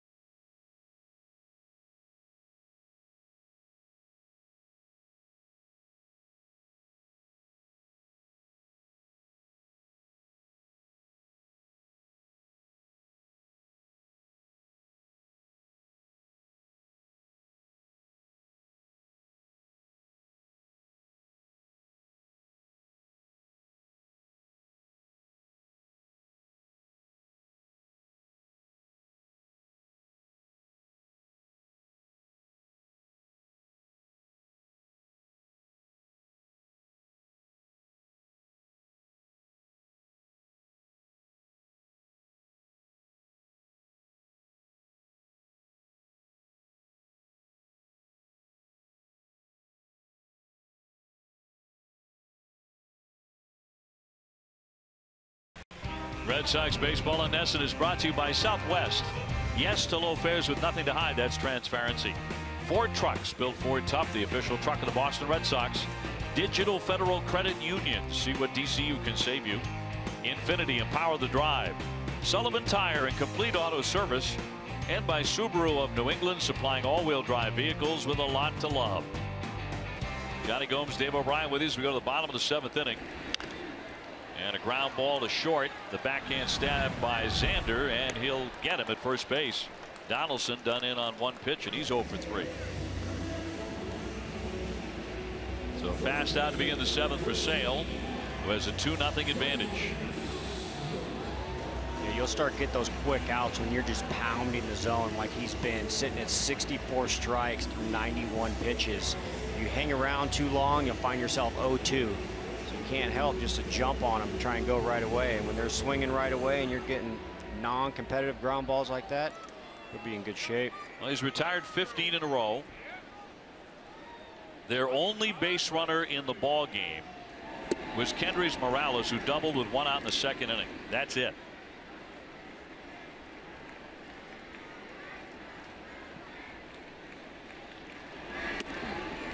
In tight on Smoke, he's flied out and grounded out. Get the 2-run homer in the 9th inning last night. Pitch number 94.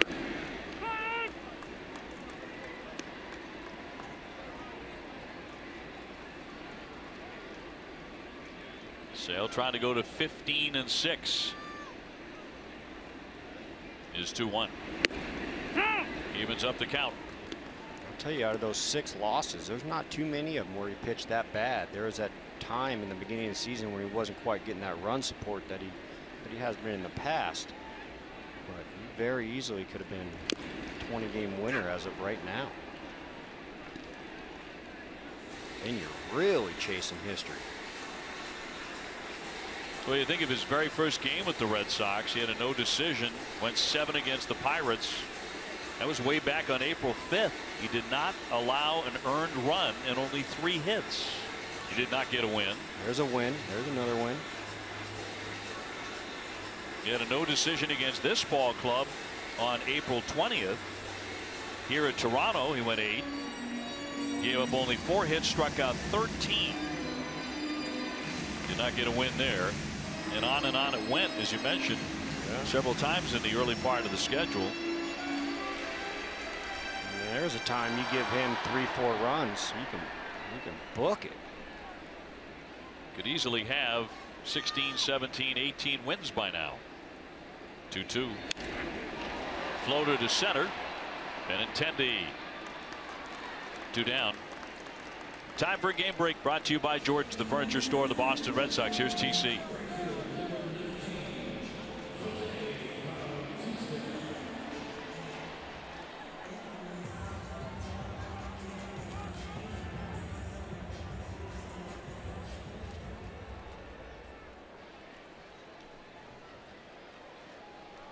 Sale has retired 16 consecutive Blue Jays. He goes after Bautista again. And he's tied him up in knots tonight. And that's nothing new, but he struck him out twice. So Bautista's 1 for 16, 9 strikeouts off of Sale in his career. And I'll bet every time he comes up to bat, he figures it's going to be 0-2 eventually. Yeah, and here he is, 0-2 again. Right here, coming from Chris Sale's 100th pitch of the evening.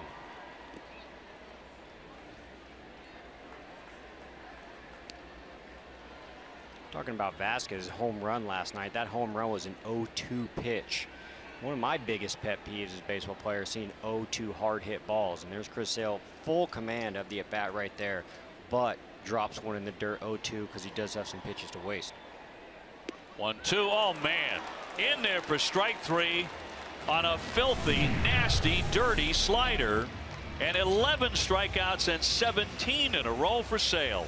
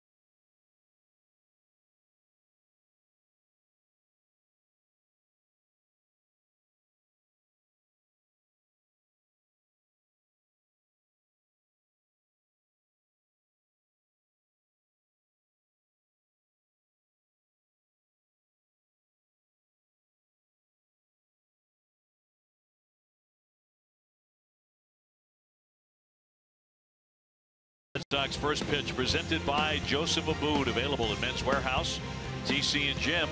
We'll have the latest on the Yankees and an update on the American League wild card race. Yankees got rained out today, their game this evening, so the Red Sox could only gain half a game, but they would be 4 in front with a victory.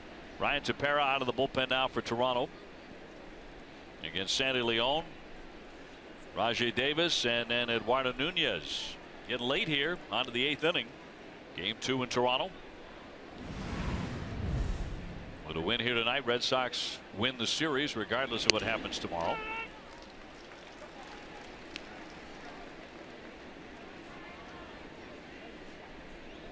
The Red Sox have been doing a good job of some late inning heroics. Nunez obviously the charge of that in that Cleveland series, but add-on runs are always fun. Yankees and the Indians going to play a doubleheader tomorrow. Certainly not going to hurt the Red Sox cause moving into Yankee Stadium on Thursday. Not by any means. Hopefully they play 18 twice. Oh, you do have a mean streak. Ooh, gosh. 0-2 to Sandy. Need to move his feet. He struck out and grounded out. This is the time too where all the ball clubs are kind of eyeing that September 1st, and with that September 1st you get the roster expanding from 25 men to where you can have in uni every single game to where upwards of 40, whoever you do have in the minor leagues that is protected on the 40 man, you have the opportunity to bring them up all of September. Red Sox with 7 hits up there and Toronto with only 1. It was a double by Morales with 1 out in the 2nd inning. The only base runner Toronto's had in the entire game off of Chris Sale. 2-2.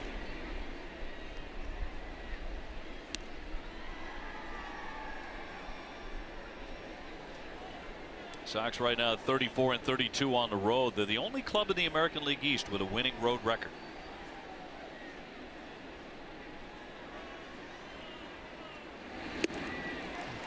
Swing and a miss, and Sandy down on strikes for the 2nd time tonight. Time of the unlimited baseball break, brought to you by T-Mobile. We look at the probable starters for the series finale here. Porcello against Happ.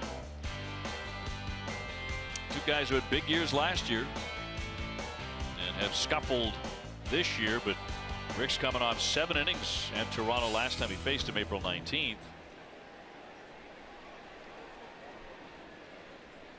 Here's Davis, and that's up the middle for a base hit.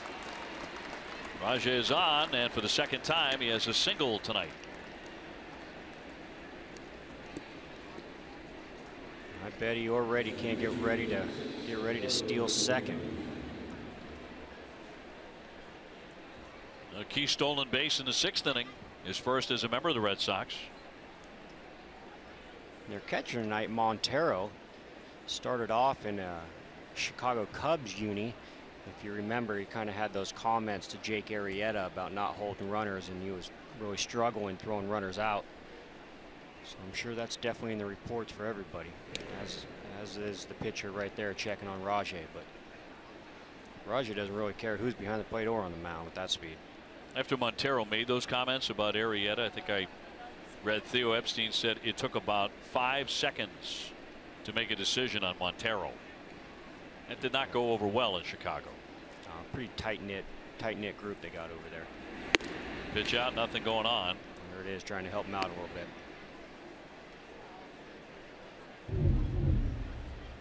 This was his stolen base earlier. Right here, stolen base, a little shoulder shimmy, willing to get a bruise for the bag. Perfect timing too, because they had 2 outs right there. That would have been an inning killer.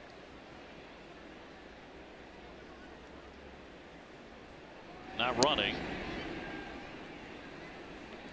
was looking at this the other day as well. The Red Sox are the only American League team with a winning record against the East, the Central, the West, home and road, and against the National League. And you're going to have to do that type of stuff to be first place in the AL East.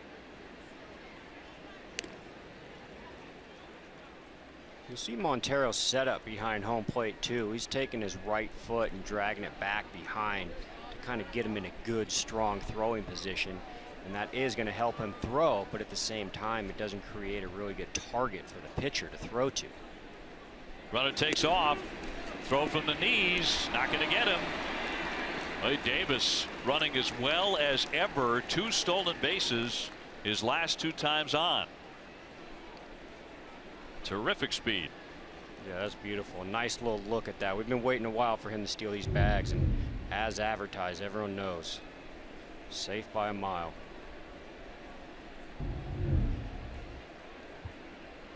So down to scoring position with 1 down. Red Sox up 2-0 here in the top of the 8th inning. Nunez has had a very good night at the plate with a pair of doubles.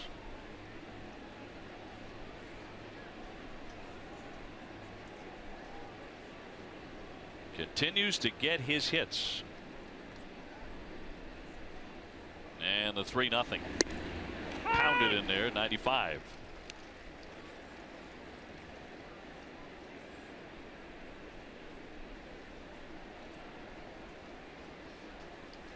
And Nooney really holding it down. I tell you what, there's going to be some questions coming back when Petey comes back. Where everyone's going to hit. There's going to be so many great players all at the top of the lineup.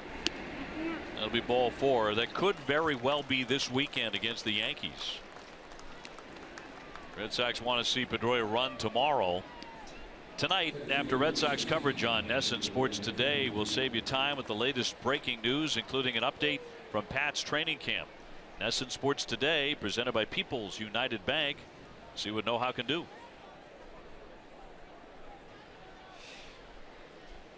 Dustin getting closer and closer to his return. Benintendi batting with runners at first and second. He singled and stole a base last time. 1 for 3 tonight. Yeah, with Rajay on second, Nooney on first. 1 out. Not a bad opportunity for a double steal. I mean, you can get a double steal with double the speed. So you'll see Nooney getting off and keeping an eye on Rajay. And Rajay is one of the very few that can steal second from a standstill. See if they do a little pressure just for fun. Play on and a tag save.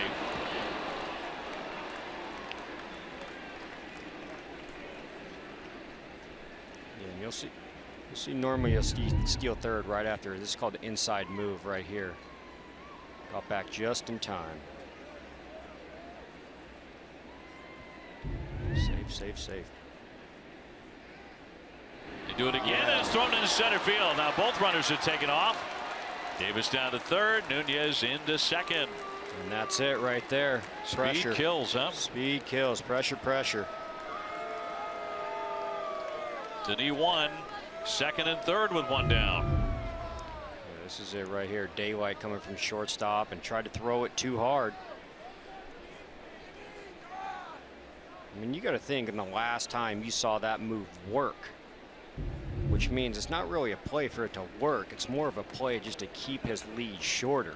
But man, he really wanted to work right there, and he was begging for an out, which is going to have to bring this infield in to kind of cut off the play at home. But Rajay's got that speed. Ground ball, he still can score. The 1-0 to Benintendi. And think about the last couple of at-bats for Rajay Davis now. 2 singles, 2 stolen bases. He jitterbugged his way to second base and took a throw in the back to get the first stolen base. And after this one, he forces a bad throw by the pitcher on a pickoff attempt to get to third. He's creating mayhem out there. He's in everyone's head. And that's the report on Rajay. That's what they're going to do. He might steal. He might go early break. He's going to have a big lead at second. I mean, there's a lot on the plate when Rajay is on the base path. He's trying to score his second run of the ball game. Red Sox up 2-0. Even on Benintendi, 2-2.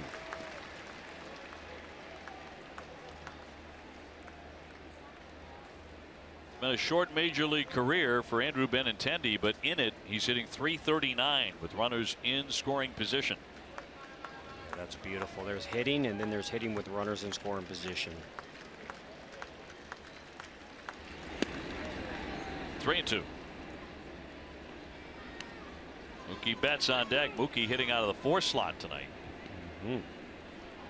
This is always the toughest count for a young guy. You're talking about a 3-2 count with runner in scoring position. Got a base open, so the pitcher has the ability to throw a ball. He's got the base open to set up the double play. Sometimes that creates a chase out of a young guy. So if you can lay off a bad pitch, that's a great at bat. Line shot, base hit. 1 run in. Davis scores. Nunez will stop at third base. Red Sox lead it 3-0. Benintendi continues to get it done with runners at second and third. What a player. What a player. Center fielder goes down. Benny, can you go to center? Yeah, I got that covered too. Guys all over the field. And it doesn't get any easier with this man coming to the plate too.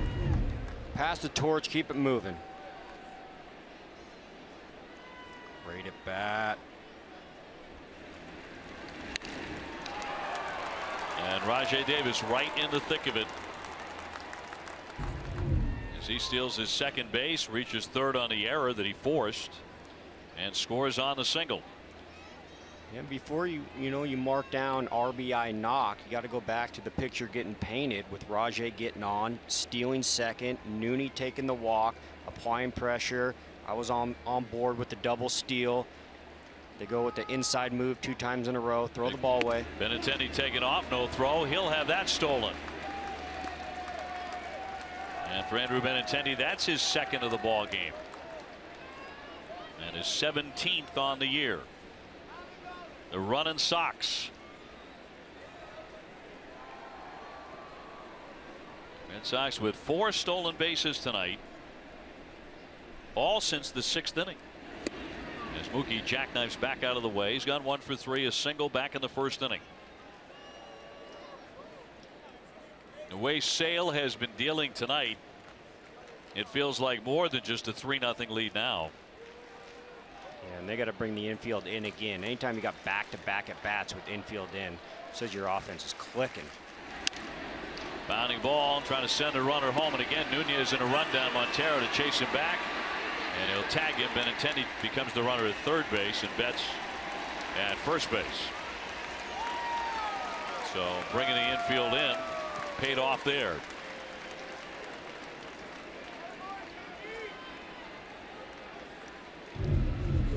Yeah, here it is, infield in right here, and it's a contact play, which means right at contact, doesn't matter where the ball's hit. I need you taken off, getting a rundown right here to have the runner at second to be able to take over third base slot.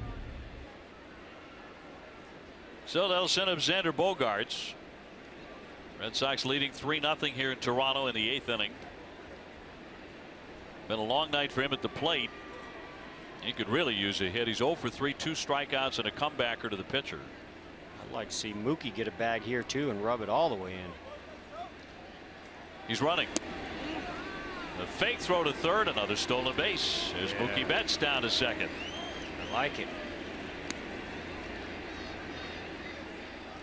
Red Sox with 5 in the game, his 20th.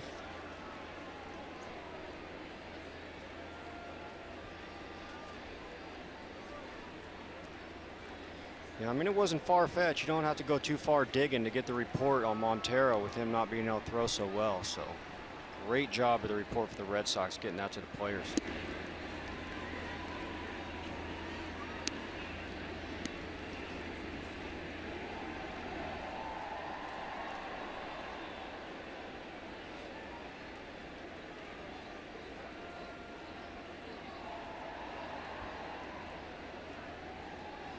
Two down and 2 men in scoring position for Boston.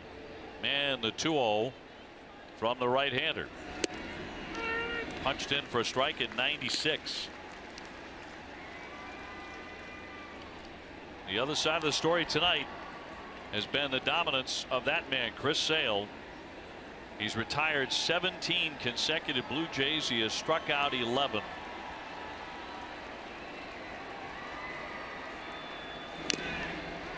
Two and 2. Yeah, and I'll tell you how it sits right now. You don't see him getting in too much trouble out there, going out there for the bottom of the 8th, but it's going to be tough to take the ball out of his hands. I guarantee he's going to want to finish this one off. Sitting at right at 101 pitches. We'll see how it goes. Keeps working quick. He knows where his pitch count is. Blue Jays know where his pitch count is, but as of right now, none of it's mattered. He's just been pounding the zone, unhittable stuff. 2-2. Swung on and missed, strike 3. Bogarts with a long night indeed. Leaves 2 men at second and third, but the Red Sox add on another. Don't go anywhere as we stay in the park.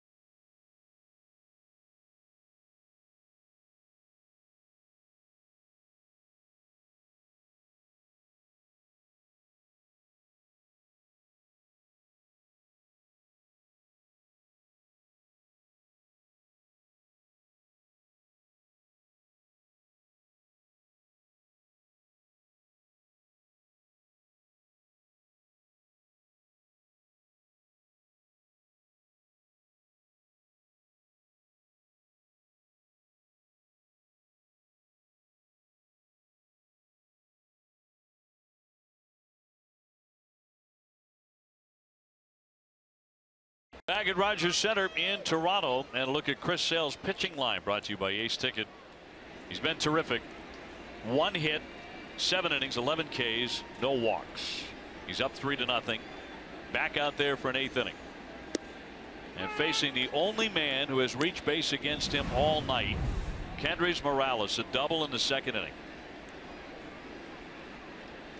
Total domination really by Sale.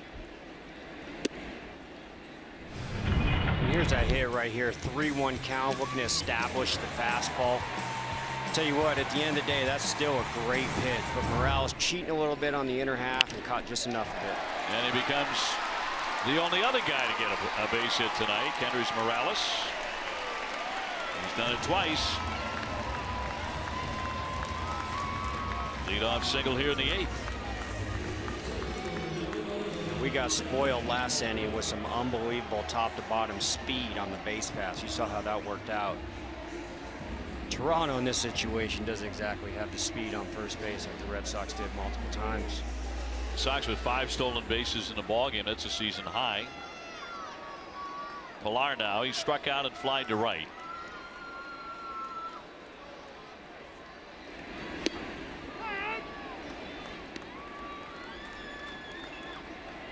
He's 2 for 18 lifetime against Sale. Addison Reed loosens in the pen. And the 0-1. Trying to hold up. Did he go? Yes. Counts 0-2. You saw Chris Sale doing a lot of damage up on the upper half, elevating the fastball, especially to Morales. He was able to catch up to 2. This being really the first situation in the bottom of the 8th where he's had a runner on first. So he's going to focus on staying at the bottom half of the zone right now to try and get a ground ball to erase that runner and get a double play.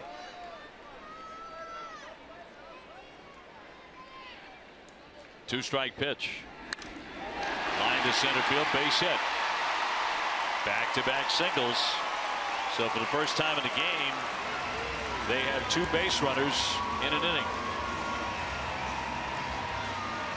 Yeah, that fastball up right there has been working for him awesome and will continue to work for him 0-2. That ball in the lower half created that ground ball. With not much speed in front of them on the base path, they're going to have to go station to station right here. So the ground ball for 2 is still an option. But we've seen before, possible triple play. It's not a call. We've seen it before. Robbie Scott also joining Reed in the Red Sox bullpen. Here at the bottom of the 8th, nobody out, 2 on. Next one will be number 108, and here comes John Farrell. And he's got Reed ready to come.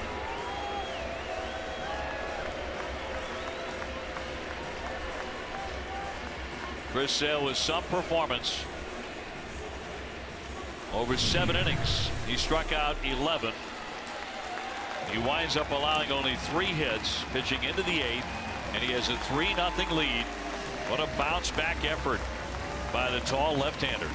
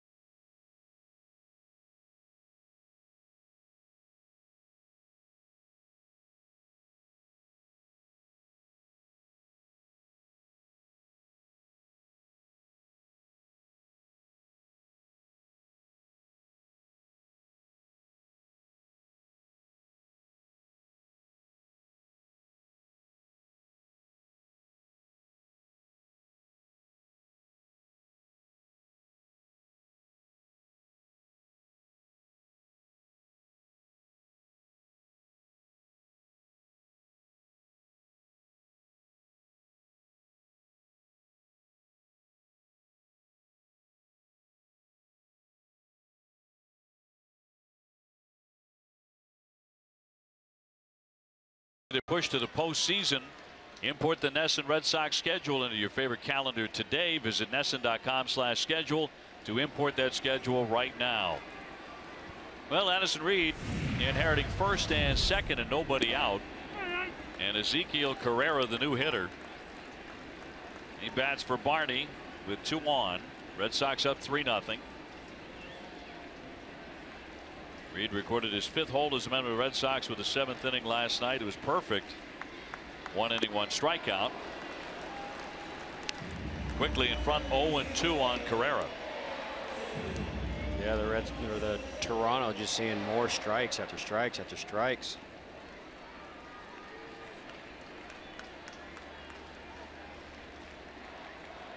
Morales has second, Pilar at first.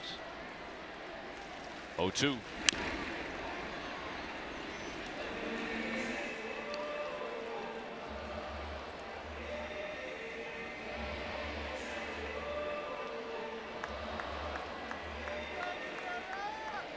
Reed with the Red Sox has allowed left-handed hitters to have only 3 hits in 18 at-bats, but 2 homers. That's in there, strike 3. He fans Carrera, big first out here in the 8th. Yeah, that was a big out right there. Just a great sequence. You saw him pounding 2 and then doing a chase 0-2 pitch and then coming right back for a called strike 3. Got ahead with 2 heaters, threw that slider in on the inner half just off, can't do any damage with it, and then right back there for a called strike 3. Here's the catcher, Montero. He struck out looking and grounded to second. Red Sox would take that again. Instead of rocket, but pulled foul for strike one. A noisy strike by Montero.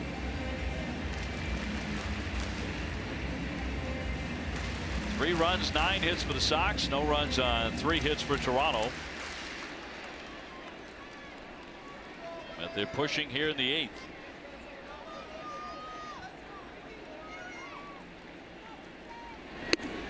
Right past him. 0-2. 2 batters, 2-0-2 counts. The man's coming out throwing BBs.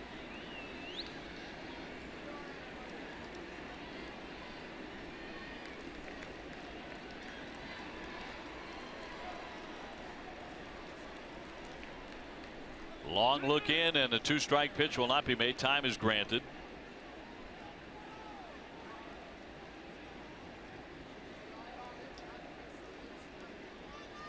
Montero with 6 home runs. Lays off a high one.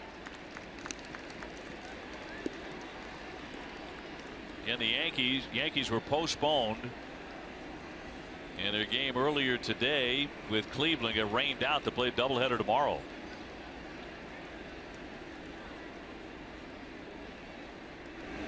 1-2, and Montero with a swing and a miss as he fans. 2 down. Beautiful right there. So what's going on with Addison Reed coming in is what you like to call inherited runners.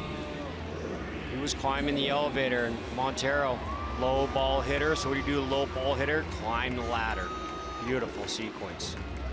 We're talking Addison Reed coming in with inherited runners. And what that means is you're coming out of the bullpen with runners on base that you didn't put on base. The pitcher ahead of you put on base. And it's a huge stat for bullpen guys coming in and not allowing those guys to score.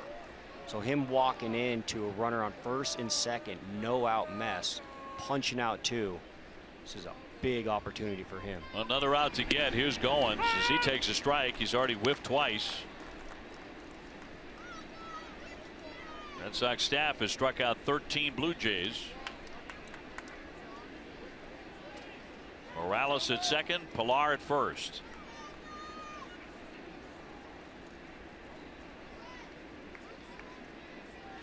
And Reed with an 0-1.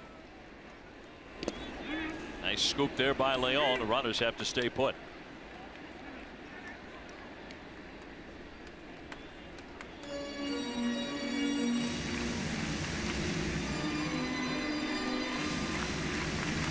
The Red Sox came from behind to win last night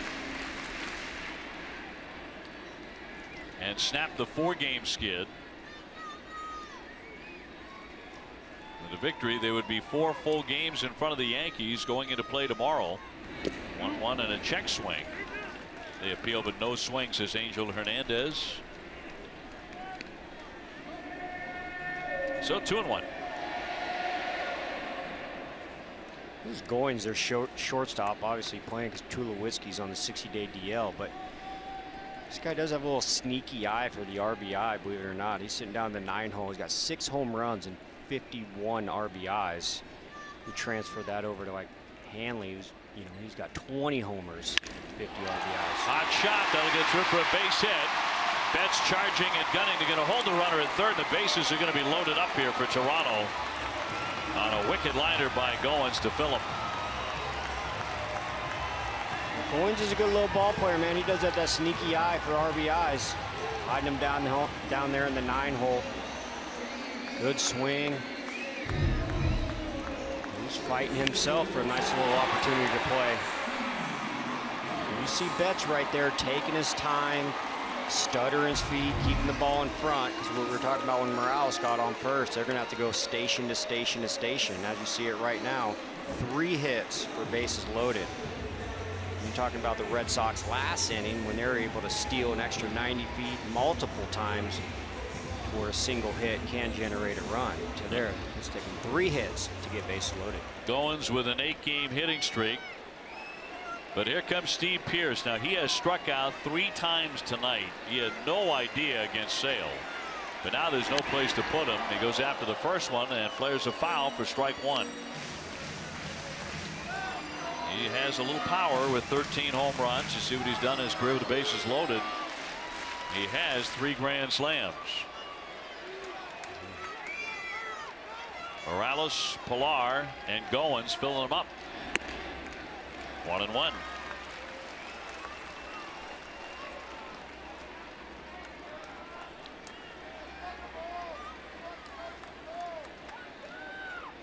Reed trying to hold for Chris Sale. Here's the 1-1. The dribbler foul. 1-2.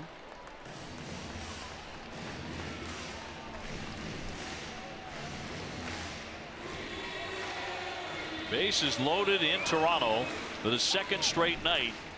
Late drama.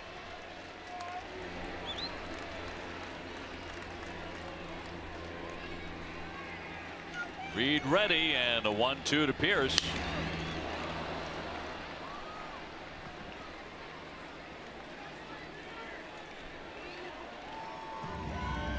And now Leon out for conversation with Reed.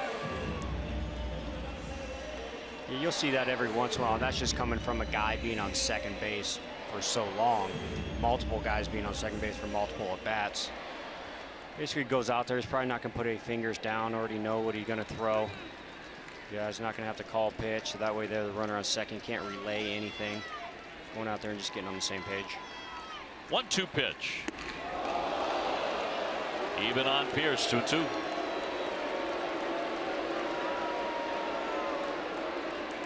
The Sox had a big out last night with runners or with bases loaded and a 2-2 count. What you want to do is try and get a strike right here. You throw a ball, then you're going to have to get the runners in motion on a 3-2, 2 outs. Morales at third, Pilar at second, Goins at first. They all singled. In this situation too, the hitter knows that he doesn't want to go 3-2, so it's also a nice little chase count. 2-2. Pop foul, back out of play.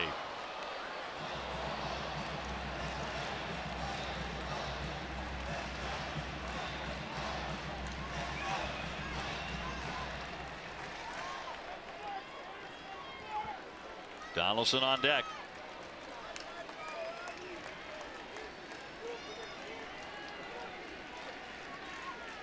Reed trying to get him. And he flares that one out of play. Foul down the right field line.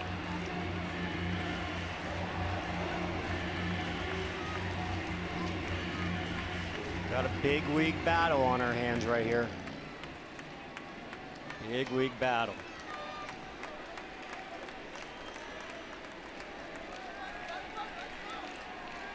2-2 again. Ground ball to short. Xander has it on to Nunez for the force play, and Reed gets out of the jam. And Toronto fails to score. Still 3-0 Sox at the end of 8.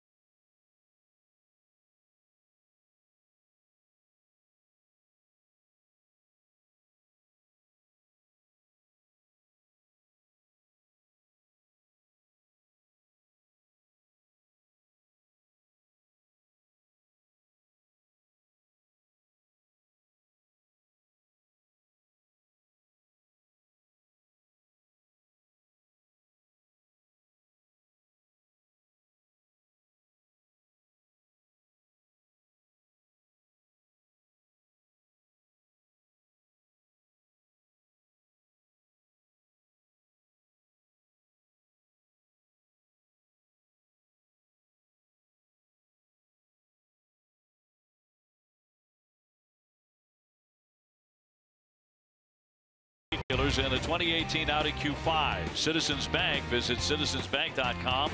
Toyota's website for deals, buyatoyota.com, and by Franklin Sports, the official batting glove of Major League Baseball.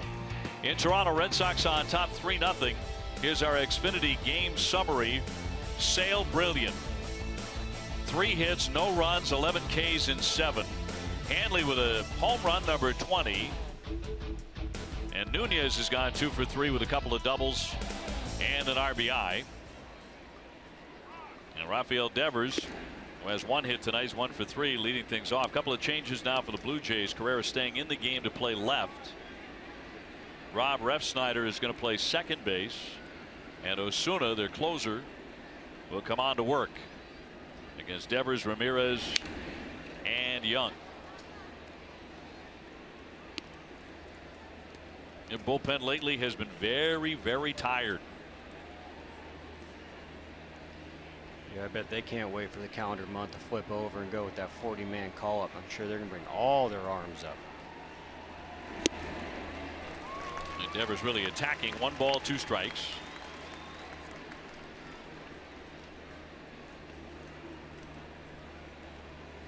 Greg Kimbrell came on and nailed it down last night. There was some drama with a late home run, but he pinned down his 30th save for the 7th consecutive year, at least 30 saves. And he is loosening in the bullpen. Yeah, he's going to have to come in and buzzsaw through the middle of that lineup. But again, those tack-on runs right there in the 7th and 8th are crucial tonight, as they were last night. Yeah, he'll have Donaldson, Smoke, and Bautista. Craig doesn't need much help, but at the end of the day, it's nice to have that little cushion if needed.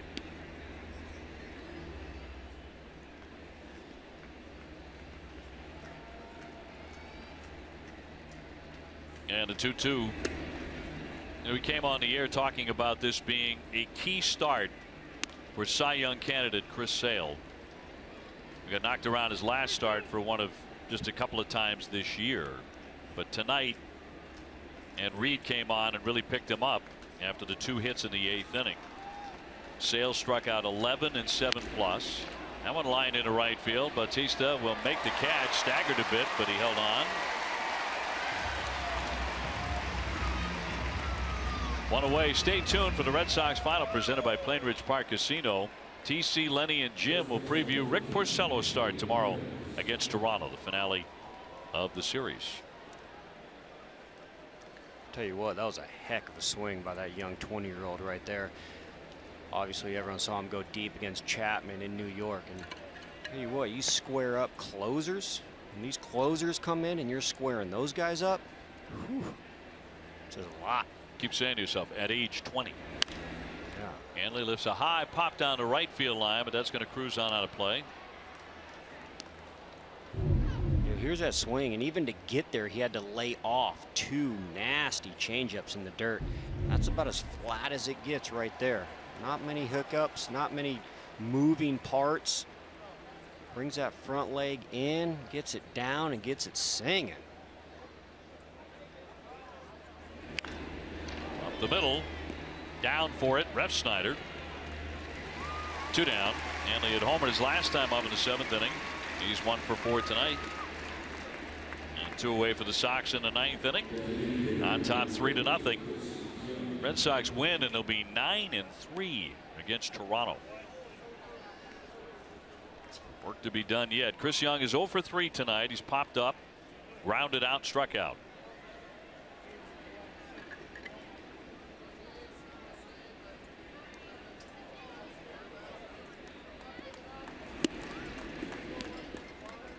I think the other thing that's going to start getting showcased too, Red Sox win tonight, still have a little work to do. That's going to put them at 75 wins. Houston, best record in the American League, is at 79.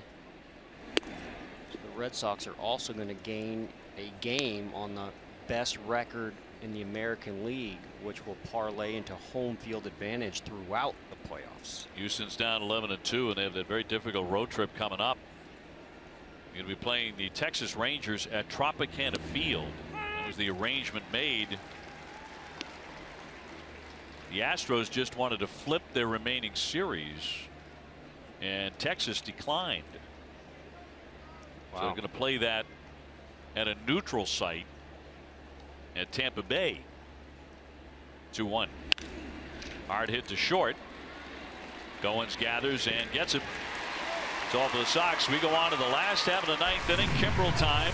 Red Sox leading Toronto 3-0.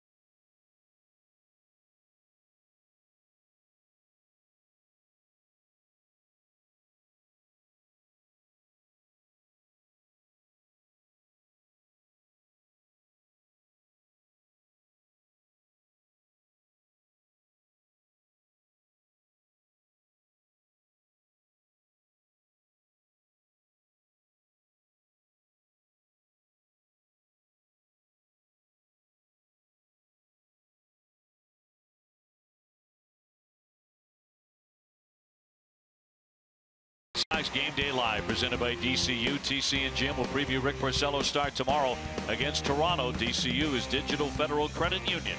What can DCU save you? Defensive change. Moreland in the game at first base.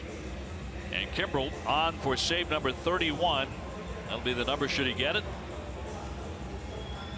His spectacular season continues. Last night a rough patch certainly as he gave up a home run and a couple of runs in the ninth inning, but locked it down in the end. Red Sox would win 6-5. As Johnny mentioned, tough part of the order though. Donaldson, Smoke, Bautista, and here we go to the bottom of the ninth.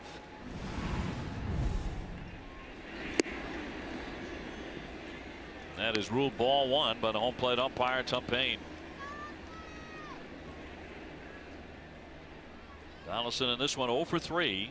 A couple of ground outs and a pop up. It was all against Chris Sale. Strike.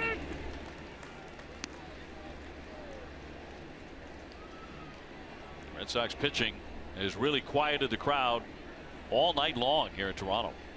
Yeah, right when you mentioned that, I was just thinking in my head the pop coming off the glove when Craig throws it. Sale was running the ball up there too, so was Essen, but man, this guy's fastball is just different. Just sounds like a brick coming into home plate. Just pop. Like a brick exploding. Yeah.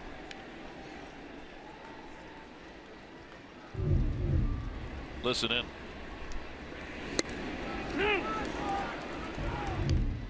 And a 1-2.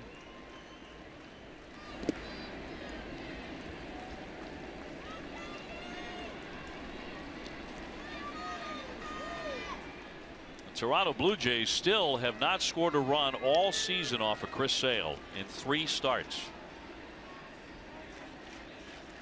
Yeah, you got to think when you're starting to rack them up like that, be like, ah, they're due, they're due. Well, Chris Sale had something to say about that. Just terrific tonight. Here comes the 2-2. Popped him up. Marlins searching for room. Heading over near the camera well, but can't get to it. Yeah, that's Mitch Morwin heading over there. I was talking earlier about the depth of this ball club. You got Hanley Ramirez holding down first base and able to get a homer to dead center. Need to lock it down right here, so let's go ahead and bring the Gold Glove winner from 2016 off the bench and throw him in there. Get emergency care without leaving the ballpark at the Beth Israel Deaconess Medical Center. First aid station at Fenway, that's behind section 12 in the lower concourse. Visit bidmc.org.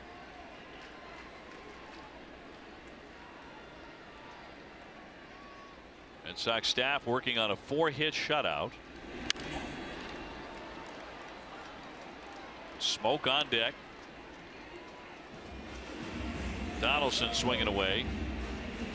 He's hit a career high 12 home runs in the month of August.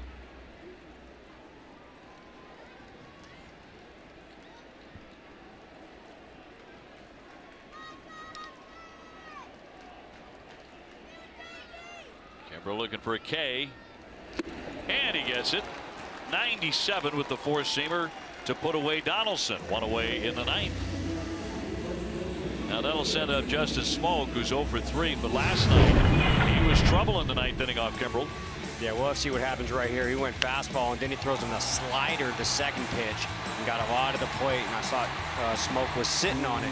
You don't know that before the pitch, but you obviously see that after the pitch. There's no way you can be sitting on fastball and hit that out of the ballpark. So that was a slider he hit out of the ballpark. Interesting, the carryover to tonight's game. We'll see what happens. One away. He skips it up there. Smoke has twice flied to center. He's also grounded to third. Third baseman Devers is way over behind into the right of second base. The only man on the left side is Bogarts in the shift.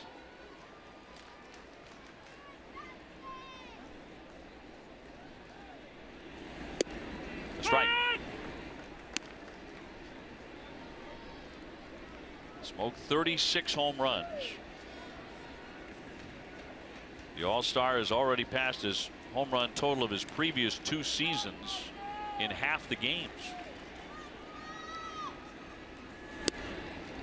Strike 2. Well, he's knocking off a lot of his career highs with a month left.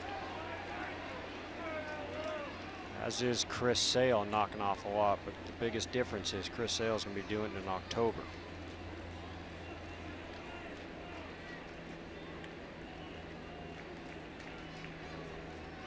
Kimbrel set and the 1-2. Fights that one foul out of play. Chris Sale earlier tonight, when he struck out Kevin Pillar, became the quickest man to get to 1,500 strikeouts in Major League history. Went on to strike out a total of 11 and toss a 3-hitter when he was in the game, and he didn't walk anybody. Absolutely remarkable. Never know what you're going to see when you come to a big league ball game, but not very many opportunities to see Major League Baseball history. 2-2. Jose Bautista on deck. Red Sox ahead 3-0 in the last of the ninth. Last night shaking off the losing skid, now trying to make it a 2-game winning streak.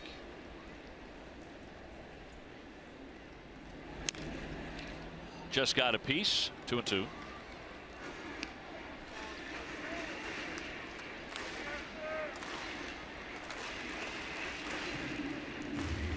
Sale at one point retired 17 consecutive batters when he struck out Pillar for that record setter to that point, and a strikeout of Bautista in the 7th inning. He retired every single batter. 2-2. He put him away at 97. 2 down in the ninth.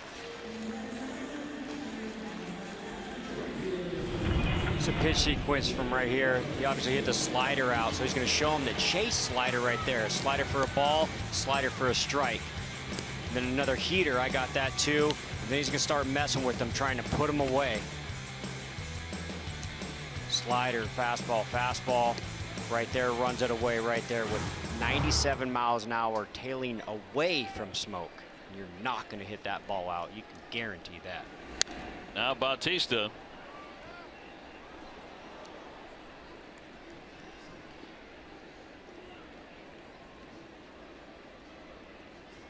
Bautista has struck out 3 times in this one. Yeah, if there's anyone begging for a ball in play, it's Bautista, one way or another. But as you saw, Donaldson and Smoke, it's pretty difficult right now. Very quickly, 0-2. It's been that way all night for Joey Bats and for many of the Toronto Blue Jays, who have struck out 15 times. Must be a Chris Sale game. It's a Sale day. And the 0-2 pitch trying to end it. Got a piece to foul it away. Talking about the Red Sox as a whole doing a really good job of just turning the page, win or lose, turning the page. But this man on the mound tonight, the ability to turn the page and forget about what happened the night before. Granted, it was kind of a no reason homer, but this guy doesn't like till it runs up in any sort of way. The 0-2.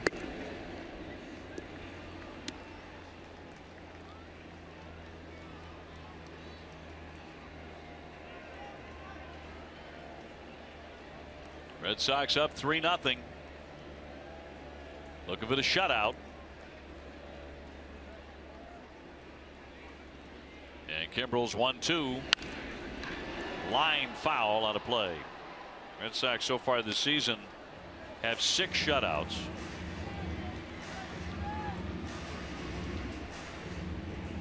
Kimbrel a strike away from making number 7. That would be Jose Bautista's strike 4 for 4 strikeouts on the night and striking out the side. And Kimbrel fires. Line and slicing. That'll be off into the stands. A long at bat here for Bautista. I'm telling you, he's begging for contact.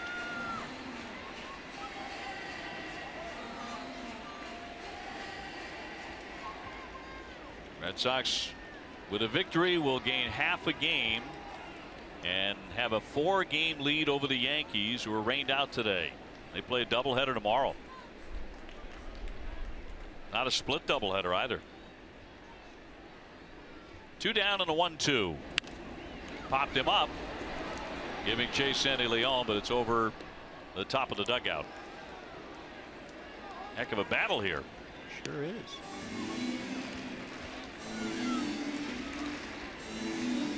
Bautista determined not to strike out for the 4th time.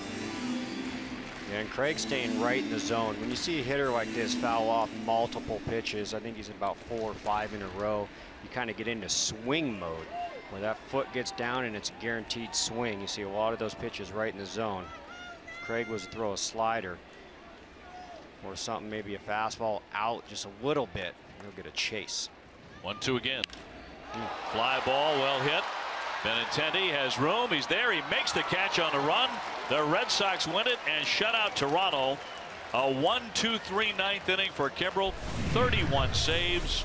Chris Sale with the win. And man, did he deserve it.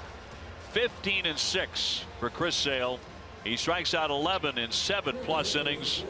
Red Sox got just enough offense. It took 2 hours and 44 minutes. And TC, the Sox have won 2 in a row.